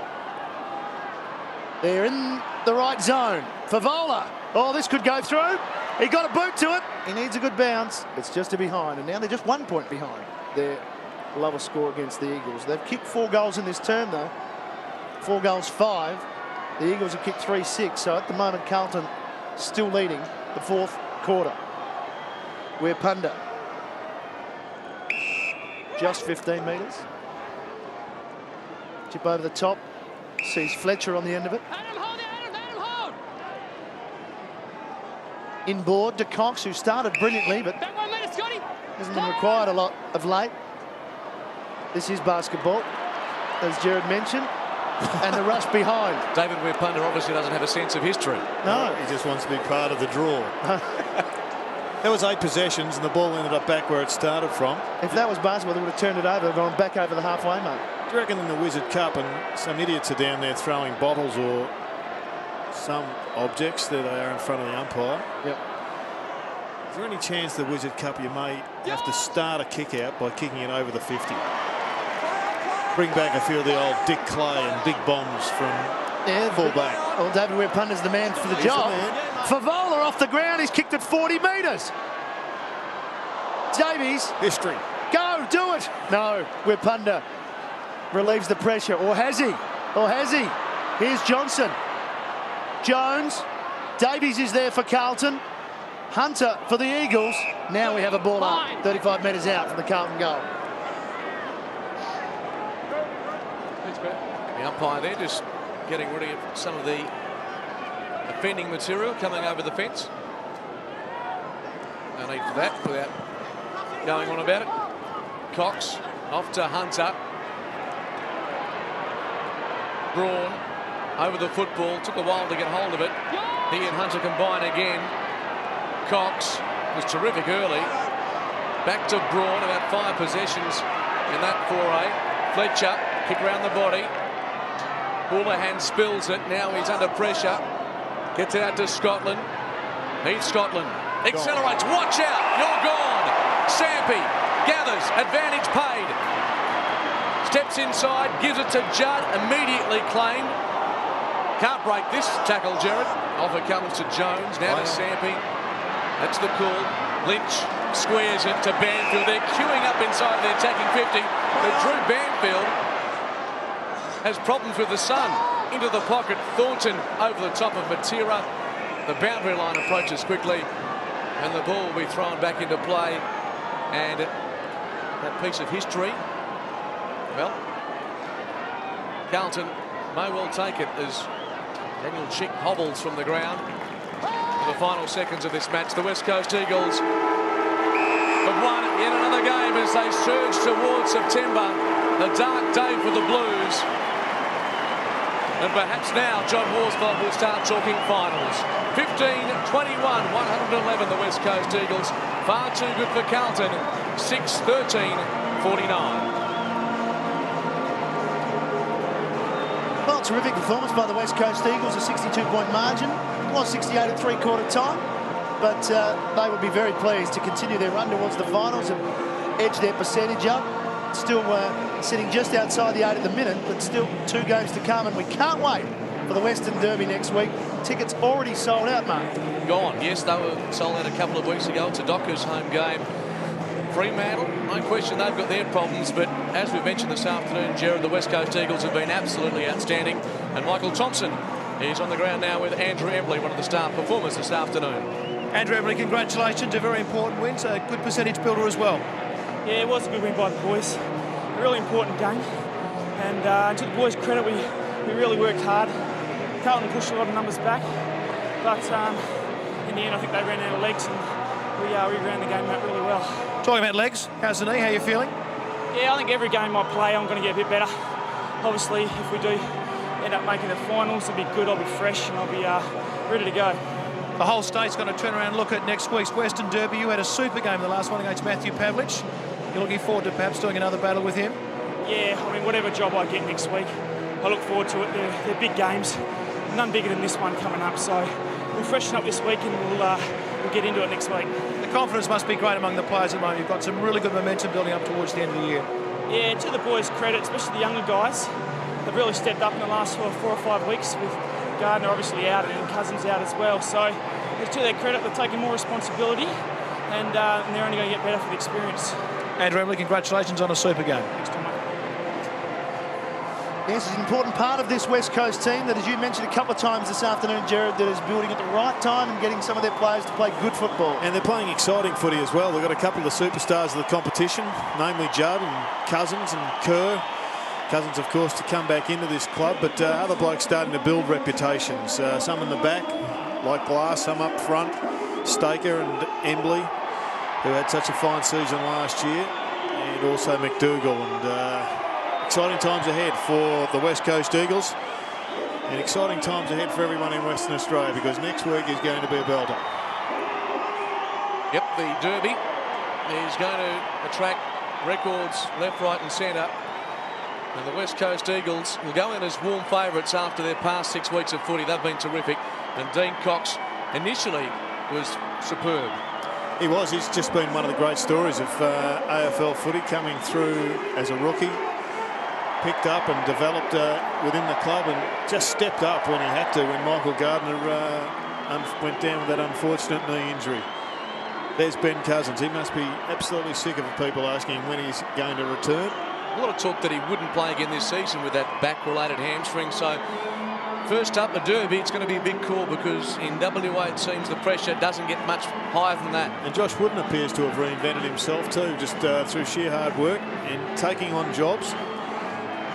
Great pace. Electrifying is the man on screen. Gave us one of the great moments of in kicking a brilliant goal today. Mark, I know that it is the Fremantle home game next week, but the West Coast Eagles, what they're doing at the moment is they're winning here. They've won their last 7 here at Subiaco, and the Dockers have had trouble winning at what used to be for them the House of Pain. Exactly, they've really tailed off, and it's interesting to find out what that Geelong match will do in terms of the psyche and also playing in those conditions. Really, it'll be a light week for them, and the Eagles, I don't think they could go in with a better preparation. And the faith that some of these younger players have had in them by John Worsfold is being rewarded. The McDougalls, the Hunters, Morrison's come back into it. Some of these players in the media, we'd written them off, to be honest, but they've really come back, and John Worsfold is really the man responsible for showing some pretty big faith in them. Back to the Dockers, it's going to be an enormous turnaround and a great challenge for all of the young players to come through and get a belting as they did.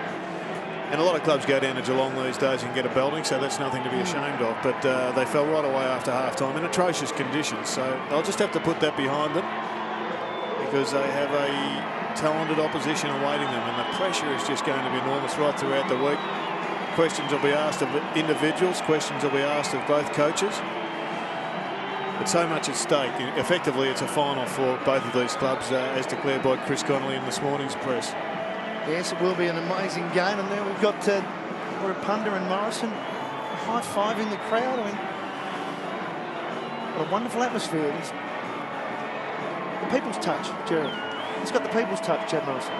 Well, I think everybody's just excited with the way this group is coming through, and I think the parallel that Mark made with Melbourne in '87 and the Brisbane Bears as it was under Robert Walls back in '85 from memory. 95. Yep. 95. It's about form running into September, isn't it? But it's also coming from nowhere. I mean, the Eagles at the halfway mark were struggling. Yeah. And most people had written them off, and yet some 10 weeks later they're on fire. Well, they're getting a fair spread, aren't they? I mean, we see Chris Judd, and we talk about his game sometimes in bursts. 18 disposals, so 7 or 8 West Coast Eagles touch the footy more than he does. So they're getting a spread of the workload from some of those other players you mentioned, the Woodens and the Adkins and the Brawns and the Morrisons. So what you want going into September is a share of the workload, and they're getting it. Well, you can't tag everybody, and Judd is capable of going forward if he is being well held and taking that person to the goal square and exposing them down there. He's such a gifted athlete and a strong player that it gives them another string to their bow. And with so many young players, and speaking of bows, young Beau Waters, he's a player that is gritty and he's skillful, and he's earned a position in this team, and positions are going to be tough to come by. They've sung this song a couple of times in recent times. I'm going downstairs to have a chat to a couple of the boys. Thanks, mate.